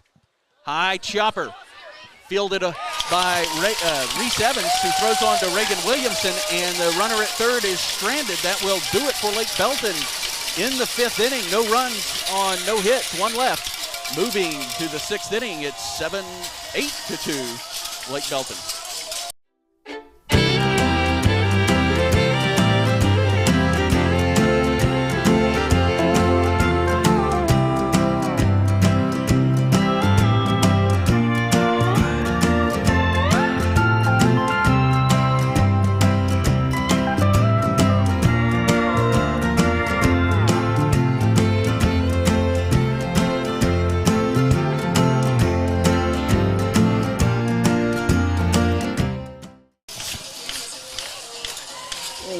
Panther Nation. You are listening to Lady Panther Softball on the Liberty Panther Sports Network. I'm Joe Roberts, play-by-play man Ross Norwood, producer Richard Ewing. After 5, your Liberty Lady Panthers leading the Lake Belton Lady Broncos 8-2. It looked as though the Lady Broncos were going to get something going in the bottom of the 5th, able to get a runner all the way over to 3rd, getting on via the walk, and then a nice defensive play to do it. And now we are moving into the top of the 6th, and sophomore catcher Holly Thomas due up for the Lady Panthers. Joe, I can't see the number of the third baseman, but it does. Is that not De Leon anymore? It looks like 18 Ortiz. Okay. They've made a number of changes in their lineup, and so Coach Blackburn going to have to be very careful here as Coach McAdams out to make sure that she has it correct on the Lady Panther side. And it appears everybody has their books in order. I can't say the same for me, but can you? I don't have my binoculars. Right next to you in that bag. I tricked you by putting that bag close to you. I was going to say. Frederick still in the circle for the Lady Broncos and rocking back, firing one. Holly Thomas makes solid contact, and it's going to go right out to the right fielder, Lux, who makes a nice catch moving from her left to right, and Holly Thomas retired after the single pitch. Now up for the Lady Panthers, the senior third baseman, Kylie Bishop. Not sure where the change was made, Joe, because that is De Leon. Well, with that DP and that flex, you're able to do a whole bunch of really cool stuff. And it's sometimes you kind of get lost in the shuffle, especially when you have a coach that loves to use it the way that Coach Blackburn does, and even Karen loves to use the different variations of that. We haven't seen it a bunch lately because of the playoffs, but early on she used it quite a bit. This one taking more bounces than a car going over a pothole-filled street in Houston. And it is received by Herrera at second, who goes on to first to Jensen, and that will retire. I'm just impressed you were able to say all of that. That was pretty awesome. I dare you to say that again. Not a chance in the world, and Camden Chandler stands in. She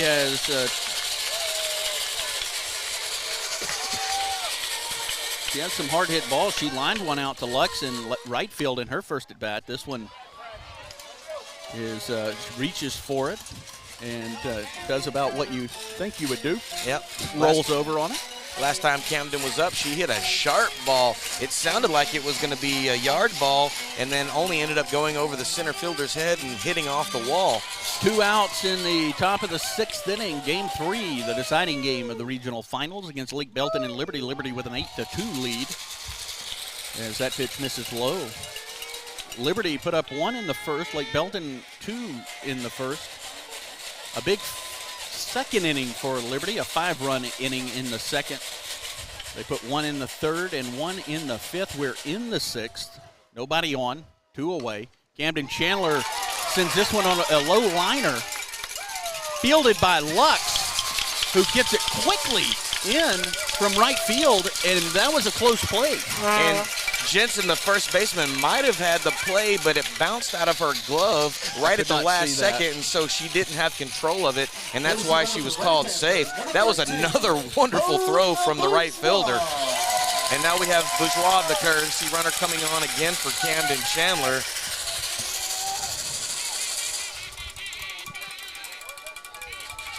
Reagan Williamson, the senior first baseman, now up to bat for the Lady Panthers. Yeah, I'm sorry. I thought you saw her bobble that ball a bit. I did not, because that was a nice, strong throw from Lux in right field to Jensen.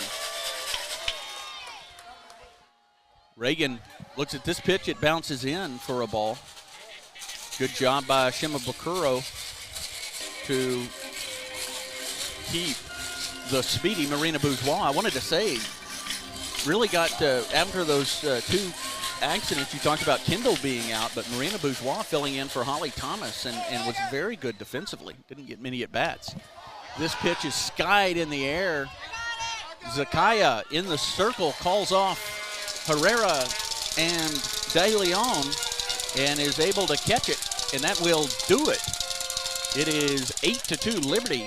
Middle of the 6th inning, game 3 of the regional finals, the deciding game. Liberty Panther Sports Network. This is Casey's Random Questions. Let's go! What is the most common name for dried plums? Prune. Correct. What was the very first soft drink in space? Dr. Pepper. Incorrect. What? No. What color is a ruby? Red. Correct. What is the name of the biggest technology company in South Korea? Microsoft. Incorrect. High heels were originally invented for who? Females, obviously. Incorrect. Welcome back, Panther Nation. You're listening to Lady Panther Softball on the Liberty Panther Sports Network. Joe Roberts, Ross Norwood on play-by-play. Producer Richard Ewing. After 5.5, your Liberty Lady Panthers leading 8-2.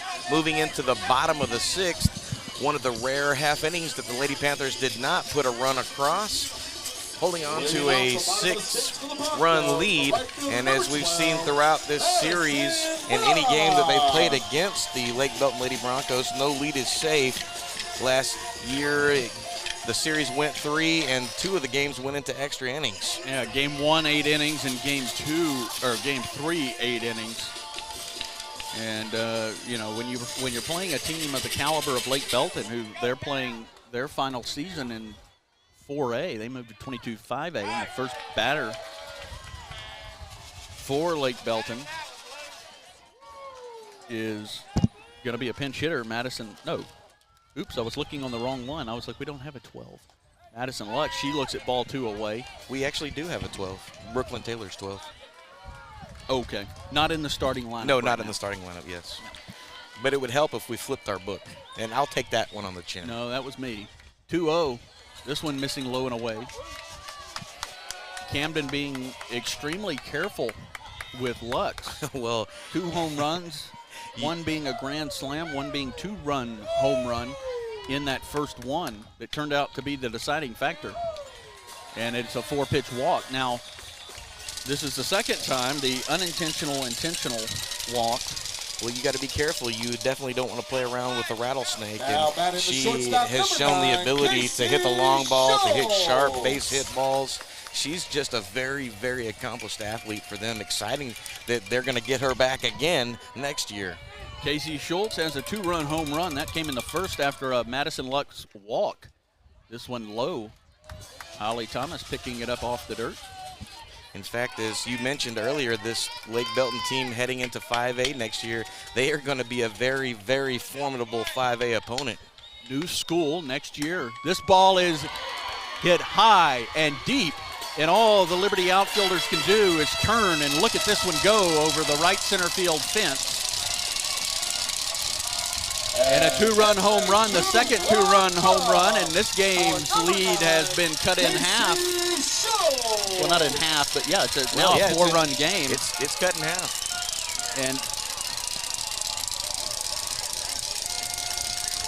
so a 2-run home run to left center field. Oh, that has been a home run magnet this entire series. In fact, I don't know that a home run ball has gone anywhere other than right next to the scoreboard. We talked about it, Joe, when Lake Belton was down 8-2. No lead is safe, and now within striking distance of 4 runs. And Elena Herrera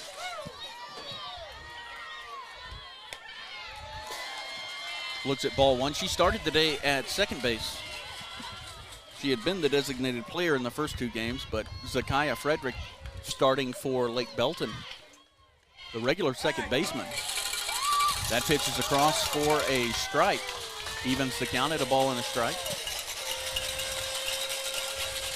Herrera is difficult for a pitcher because of her height, and she kind of scrunches down a little bit. She does offer at a rise ball at about eye level. Yeah, she does have a very small strike zone, especially compared to the rest of that Lake Belton lineup.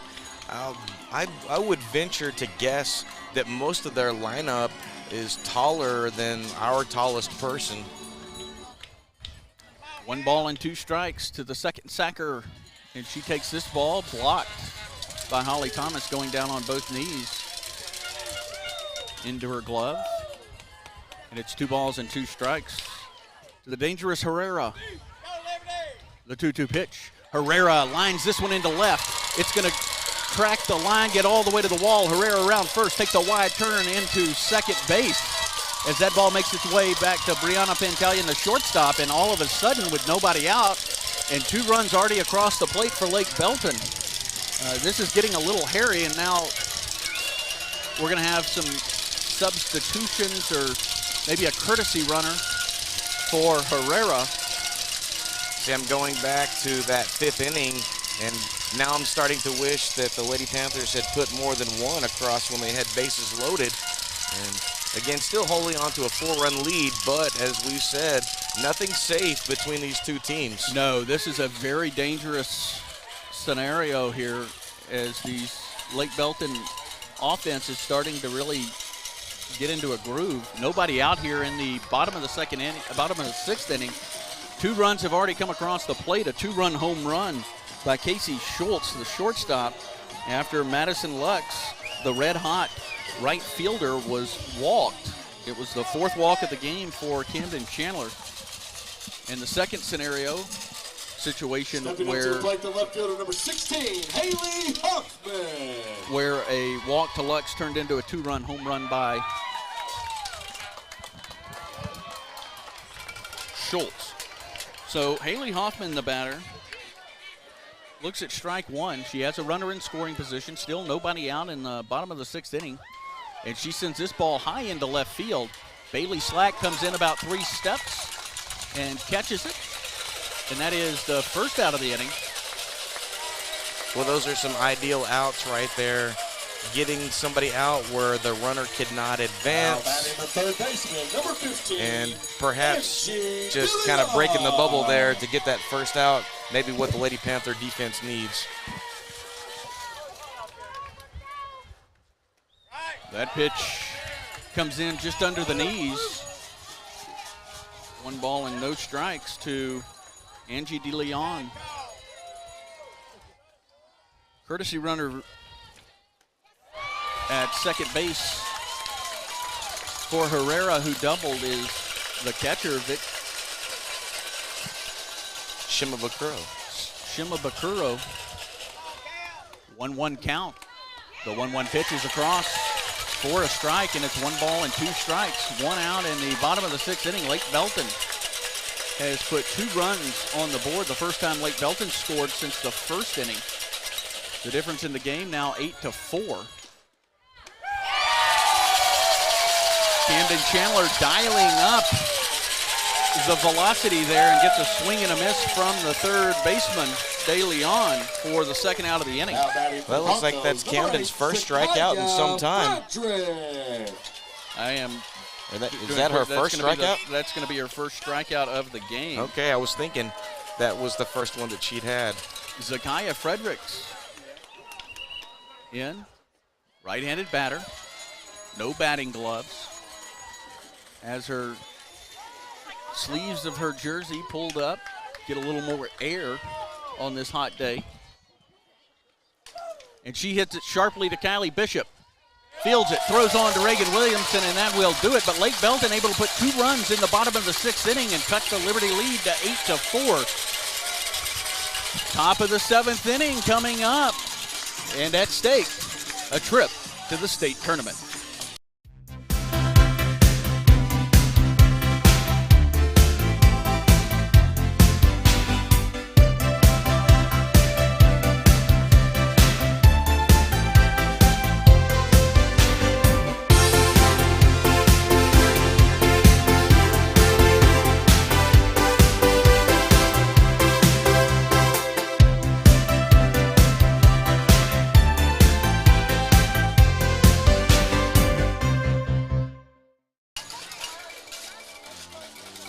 Welcome back, Panther Nation. You are listening to Lady Panther Softball on the Liberty Panther Sports Network. Joe Roberts, Ross Norwood on play-by-play, producer Richard Ewing.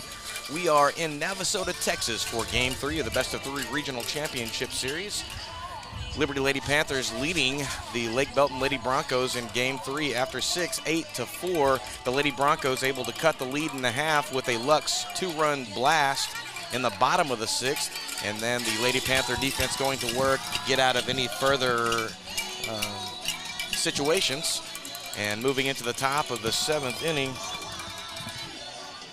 we are now standing, and it looks as though we're going to have Alex Wiley up first for the Lady Panthers. So we're at the 7, 8, 9 portion of the lineup. Wiley, Pantalion, and Beam due up for Liberty. Leading off the top of the Wiley doubled and came around to score in the second. Player number 15, Alex Wiley. And she walked and got as far as third base.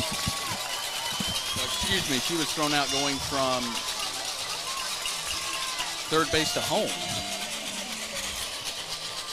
And the bubbles floating in the wind as it is picked up. Shadow now moving in just a little bit. Wiley sends this one hard up the middle, and it is a base hit. Hallman running in to get that one, and it couldn't pick it cleanly, but did not matter. It was right there for her, so gets it back in, and Wiley at first base, the designated player. And they may be bringing someone to run for Alex. I think Coach Slack is doing some change right there with the home plate umpire, and that's exactly what's going to happen. That was a nice hit from Alex stepping off, and they're going to bring on Abby Vickers, it looks like. Vickers playing in right field today after Ashlyn Cordova injured in Game 1, had to leave, or Game 2, after a collision between she and Reese Evans in right field. So Vickers comes on to run for the designated player, Alex Wiley. And Brianna Pantalion looks at ball one. Shima Bakura catching that one and taking a hard look down to Abby Vickers at first.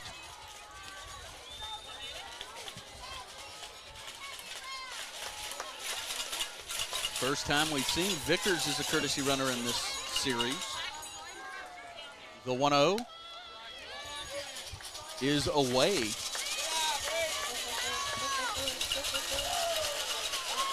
Two balls and no strikes, nobody out. Top of the 7th inning, Game 3, the deciding game of the regional finals. Lake Belton and Liberty. Liberty with an 8-4 lead. Lake Belton adding 2 in the bottom of the 6th inning to tighten this game up. And Pantalion rockets one into right, and it's under the glove of Madison Lux. Around second, now third is Abby Vickers, and into third base, being waved home. Here comes the throw home, safe. Inside the park homer. Inside the park home run. Inside the park home run by Brianna Pantalion. That ball getting under the glove of Lux in right field and going all the way to the wall. Abby Vickers scored easily, and Brianna Pantalion, as Karen Slack had the windmill going. I'm going to tell you what, I feel bad for Lux because of the way she has played, and she had to charge that ball the way she charged it, and it just got underneath her glove, and we saw why Breezy made it to the regional track championships, because she is fast. So Macy Beam, the batter, 2 runs in for Liberty in the top of the 7th, and the bunt attempt, ball missed, but home plate umpire said Macy Beam didn't get that pulled back fast enough. Beam, the 9-hole hitter, has an RBI single in her last at bat in the 5th. That pitch in, a nice breaking pitch by Zakaya Frederick. And it's 0-2 to the Liberty center fielder, the senior. Frederick, right-handed, winds the windmill. Throws it to Beam. The 0-2 pitch misses away and low. This time taking Shima Bakuro into the right-hander batter's box. Beam, the left-handed batter. Back foot on the line. Open stance. And she swings and misses. This ball gets away from Herrera. It comes right back. Beam down to first on the strikeout and into second on the error on Shimabukuro. So score that one a strikeout. I don't know what I just saw there, Ross. Man, that was probably the first mistake that we've seen Shimabukuro make. She has been just ice water behind the plate, and she came up firing on that drop third strike and just put a little extra mustard on there, and the first baseman Jensen not able to handle it, and Lux wasn't backing her up because, you know, you never see that. Well, and it was an interesting whole play. The progression from the beginning was Macy swings and misses. That ball gets between the legs of Shimabukuro and back to the backstop, but it comes right back to her. But Macy had a little bit of a delay there before going, I got to run down there. And so with a runner on second, nobody out, top of the 7th inning, game 3 of the regional finals. Bailey Slack, the batter. High chopper, Schultz charges it, throws on, throw is high. Bailey Slack, infield single because of the speed. That was a slow chopper. Schultz did a very nice job of charging that one. Yeah, she pulled Jensen off the bag just a little bit, but I think she probably would have been safe whether she had pulled her off the bag or not.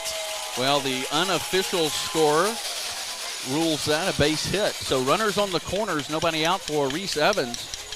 That's Bailey's second hit of the game.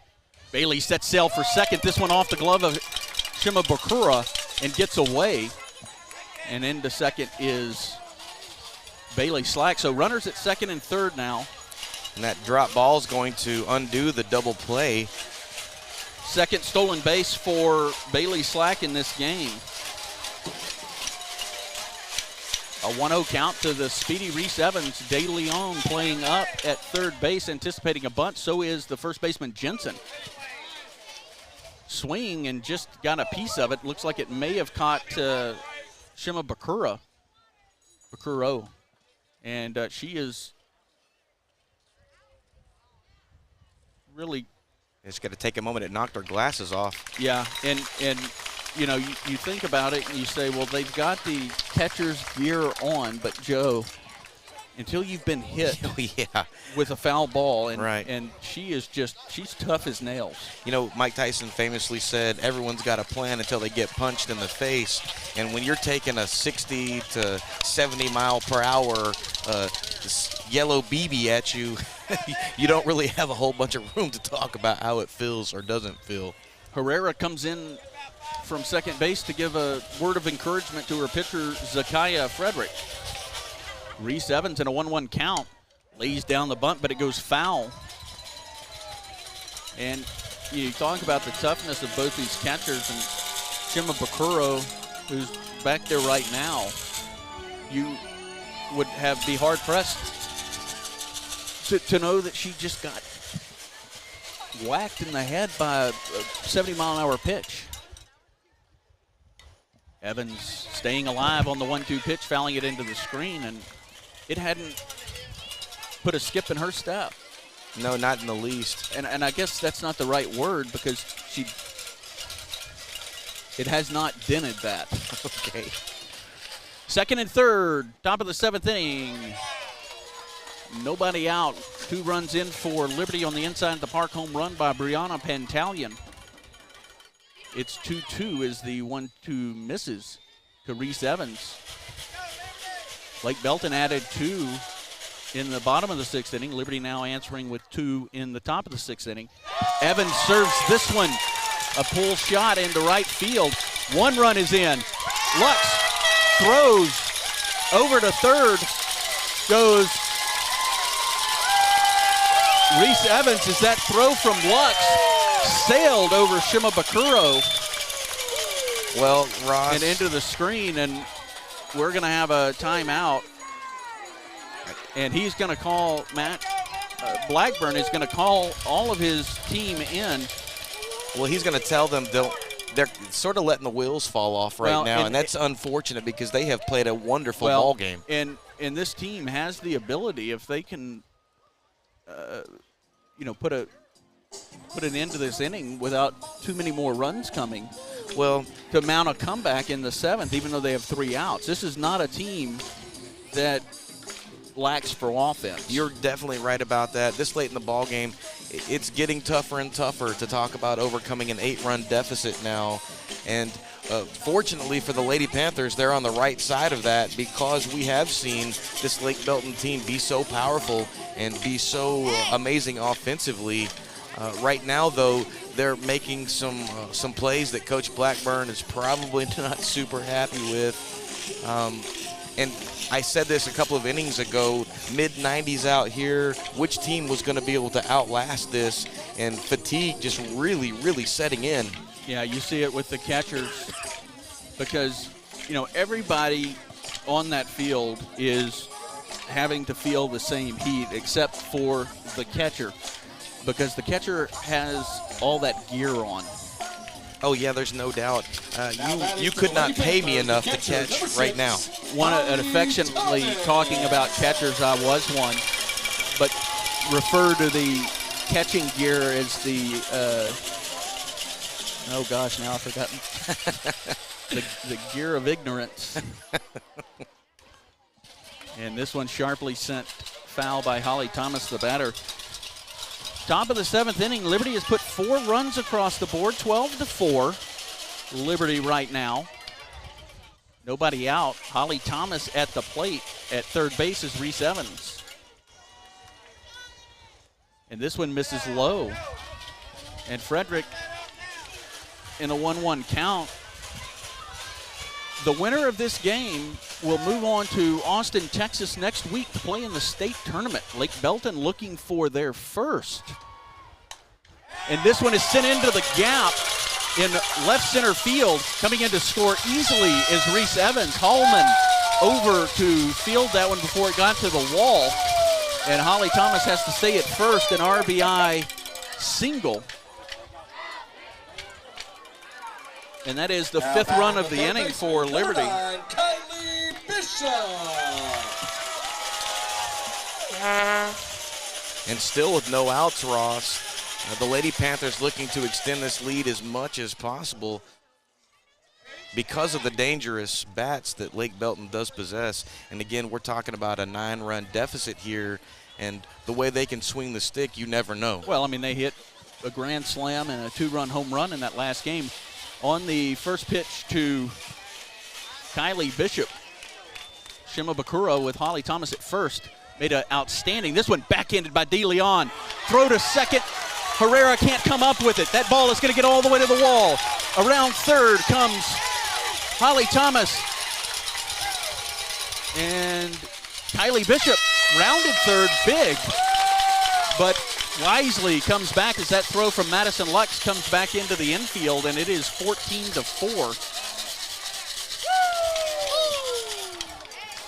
Well, that's just another example, Ross, and we saw the Lady Panthers do this last year. They had an inning or two where they had, what did we see, 8 or 9 errors, and we're starting to see the Lady Bronco team do this, some uncharacteristic plays. So a fielder's choice for Kylie Bishop and an error.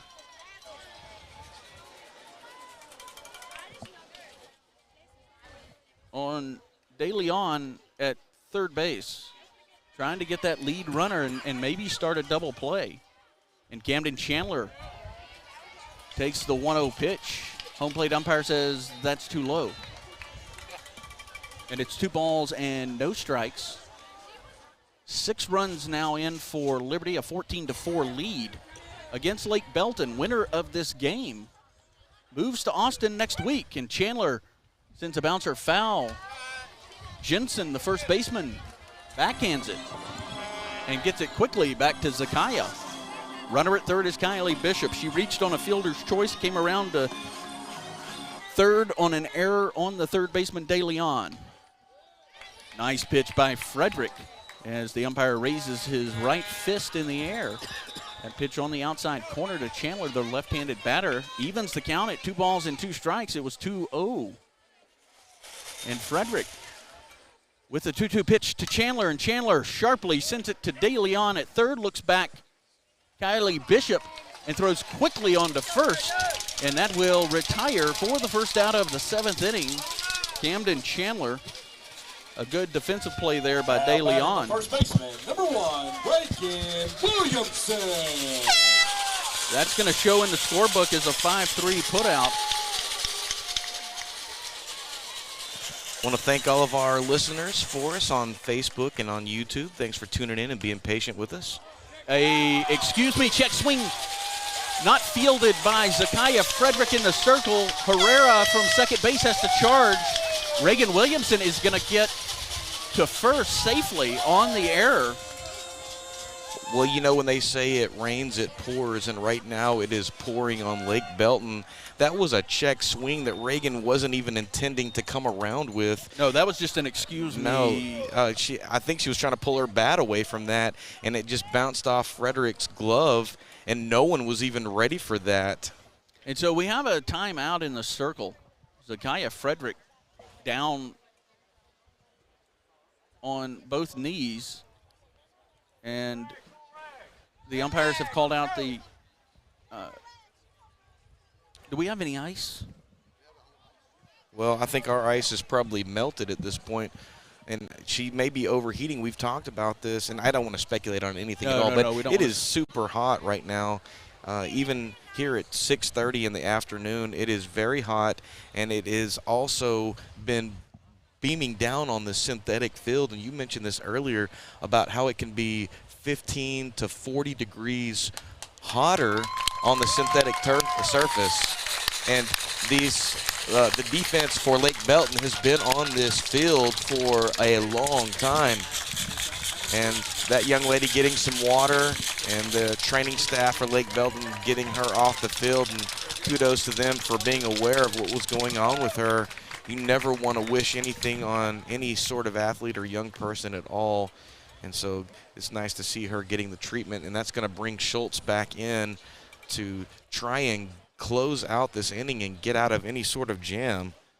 Well, it's always tough to see when student athletes, well, really any athlete, but specifically student athletes have these issues, and you've mentioned it, I've mentioned it, I think even Richie's mentioned it, but when you're playing in these kinds of conditions and you're playing back-to-back games with very little time off, it just really gets to you. And Liberty has been able to put up some big innings where they have extended innings.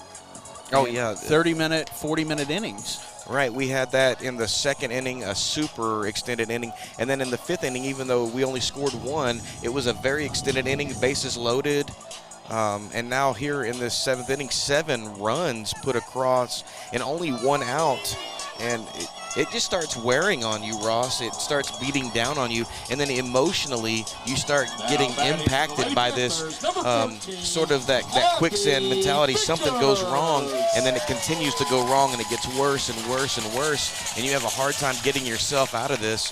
And now it looks like we're going to see a new hitter here. Looks like we're going to see Abby Vickers batting for Vickers Alex Wiley.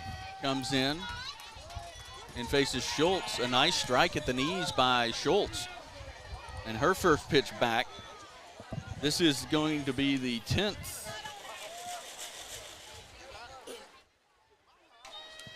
Sharply fouled back into the screen. No balls and 2 strikes. 10th batter for Liberty in the inning. They have put up 7 runs and lead this game 15-4 in the top of the 7th inning. The winner of this game is Vickers charges one into right center field. Lux is over. Going to third is Reagan Williamson. Throw from DeLeon from Lux is not in time. And sliding into second is Abby Vickers. And that is going to be a single and a fielder's choice that allows her to move into second base on that throw. Well, it's nice for her to get that hit. She had been sort of an integral part of the offense in the first couple of rounds, and then as the playoffs progressed, she was getting less time on the field. Nice to see her back out there. So Brianna Pantalion swings and misses at the first offering from Shelby Schultz. At third base is Reagan Williamson. She got on via error after a check swing. And that pitch, catching that outside corner, says the home plate umpire. Nice pitch by Schultz. At second base, Abby Vickers, she singled, reached second on the fielder's choice, and Pantalion goes the other way with this one, a little late on the Schultz rise ball into the screen. A nice play by first base coach Joe Slack. Almost said Jack Slack. The one-handed grab behind his back. Well, he's an athlete. This one, a soft pop over from first base is Hallman, and she catches it over her shoulder right in front of the Liberty dugout for the second out of the inning. It was a nice play from the first baseman, having to come all the way over, almost having to step in the dugout, like you said. And with the sun in her face, that was not an easy catch. So with 2 outs, Macy Beam comes to the plate for the second time in this inning. That pitch missing inside. At third base is Reagan Williamson. She reached on an error. Abby Vickers with a single. And this one a high chopper. Herrera cannot make a play as she fields it cleanly, but her back and momentum was taking her towards second base, and a run comes in, the 8th run of the inning for Liberty, 16-4 in the top of the 7th with 2 outs. Stepping into the box. Well, that was a beautiful chopper right there. Drove it right into the turf, and it got over Schultz, the pitcher, and Herrera really had nowhere to go with that. No, she didn't. Her momentum taking her in that way. And Bailey Slack sharply hits a foul ball back towards the baseball field to our left. And the reality is, had she made the throw, that might have turned into some more runs. Correct. Abby Vickers goes up to third. Macy Beam on first. There are 2 away in the top of the 7th inning. Game 3, best of 3 series. Liberty and Blake Belton tied at 1 game apiece. And that pitch missing to Bailey. Liberty taking game 1 last night, and Lake Belton taking game 2 in earlier this afternoon. You almost want to say yesterday. We got used to those single game days. Another foul ball, this time not as deep, and rattles up against the Lake Belton bullpen.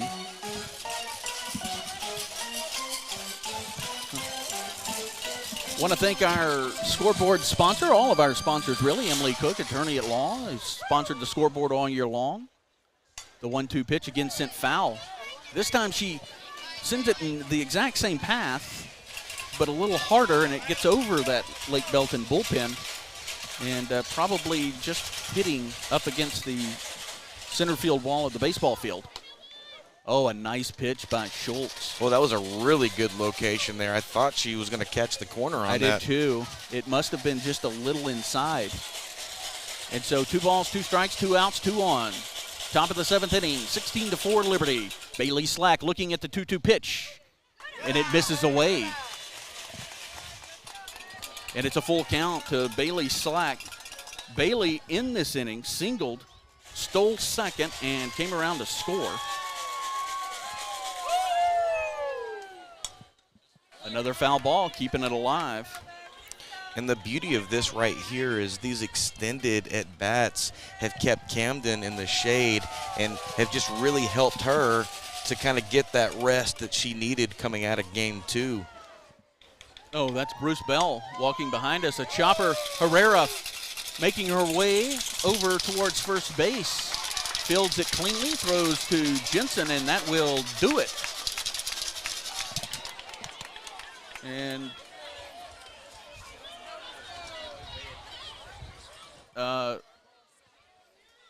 we're not sure what's going on here.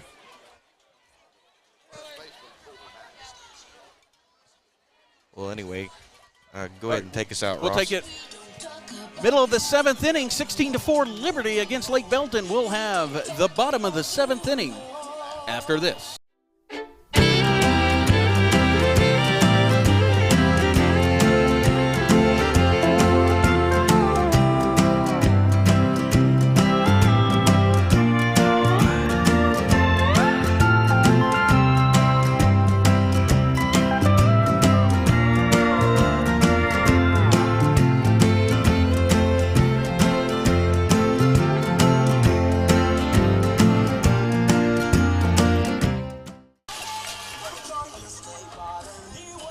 Welcome back, Panther Nation. You're watching Lady Panthers softball on the Liberty Panthers Sports Network. I'm Joe Roberts, play-by-play man Ross Norwood, producer Richard Ewing, moving into the bottom of the 7th inning.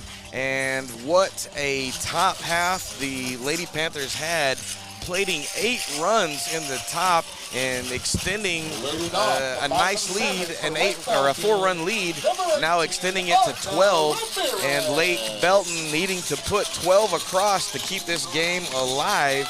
And we're going to see for the first time this series, freshman Brooklyn Taylor stepping into the pitching circle for Camden Chandler. We have not seen Brooklyn since that series against the Navasota Rattlers.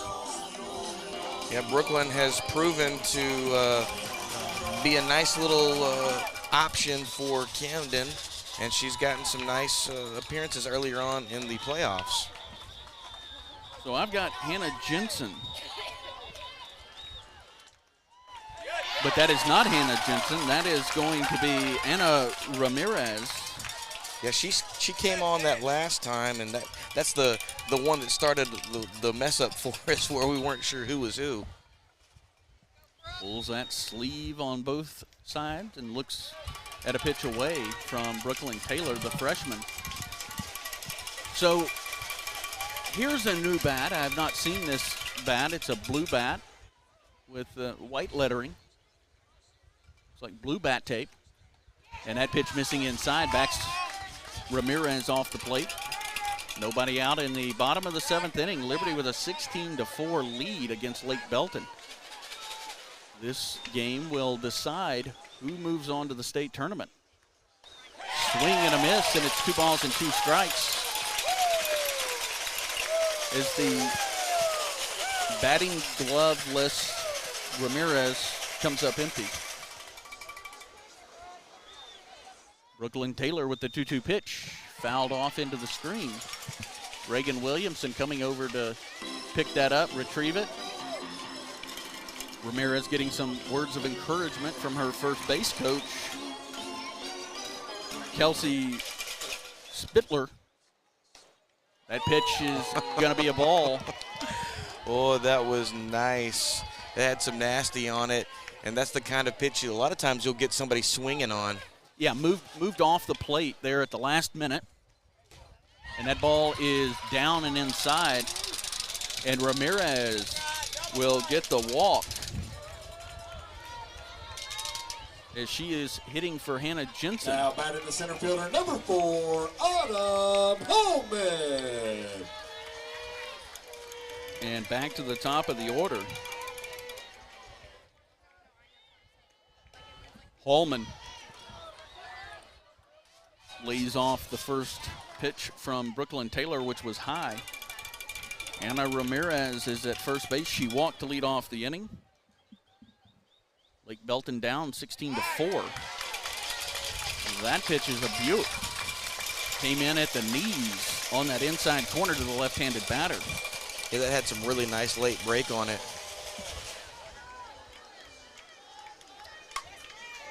Fouled over in Bailey Slack territory, as that one gets down beyond the Lake Belton bullpen just to the left of us.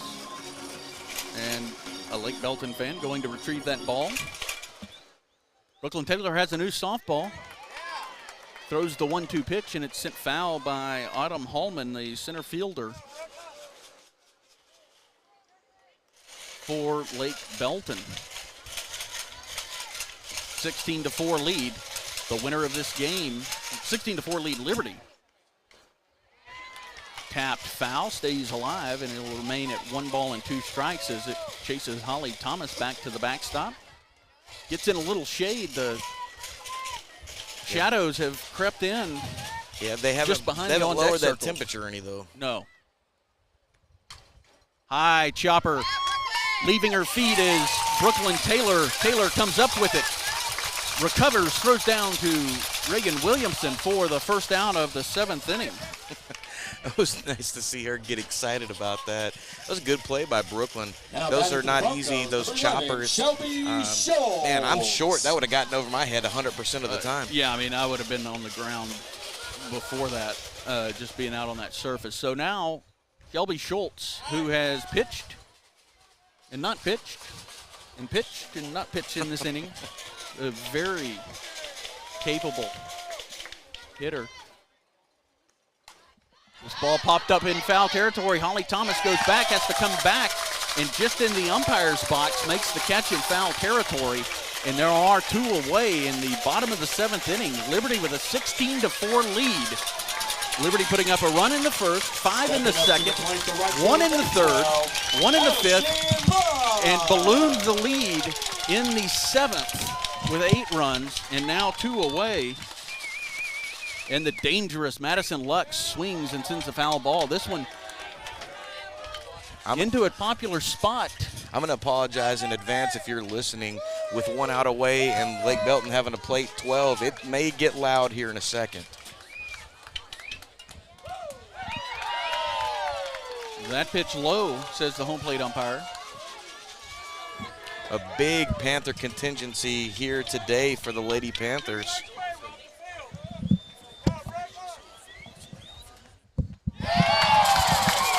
Swing and a miss, and Lake Belton down to their final strike. They're trailing this game 16-4. If Liberty is able to finish off Lake Belton, they will go to state, the defending state champions. Brooklyn Taylor with the 1-2 pitch. Hits sharply, a high bouncing ball. Brianna Pantalion on, throws to Lux, and that will do it. Liberty, the regional finals champion, and we'll head back to Austin next week.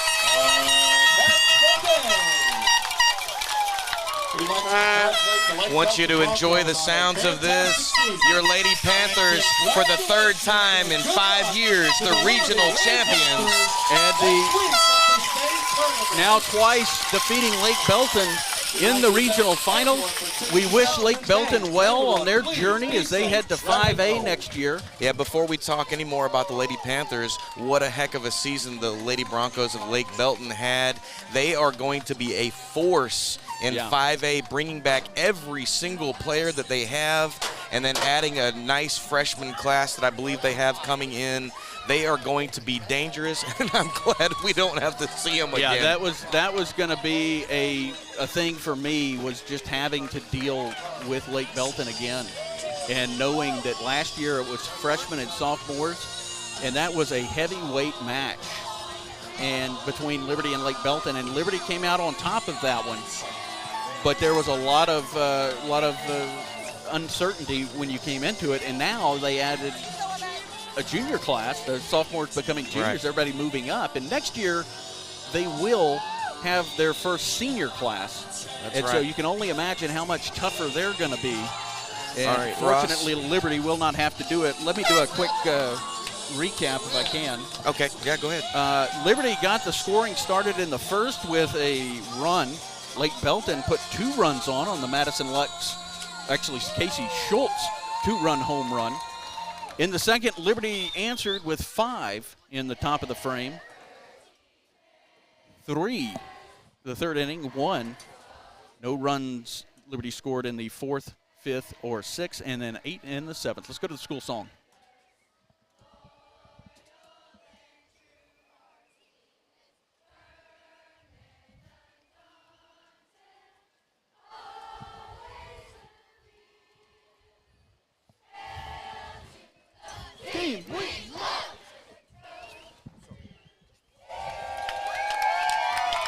All right, Ross, we don't want to stay on for too long here, but wrapping up the scoring. Yeah, Liberty 1 run in the first, second. They got 5 runs, 1 in the 3rd, and 8 in the 7th. And like I said, 1 in the 5th. And Lake Belton 2 in the 1st and 2 in the 6th inning. That wrapped up the score. The final score, the happy final, sending Liberty back to the state tournament for the 2nd year in a row as they are the defending 4A champions. We'll have it, and we'll talk to you sometime next week. That's right. We will be at the state tournament, and I think they're going to play the state semifinal game on Thursday. And I'm not sure who we're going to be playing, but we'll get that info to you coming up. You've been watching Liberty Panther, or you've been listening to the Liberty Panther Sports Network.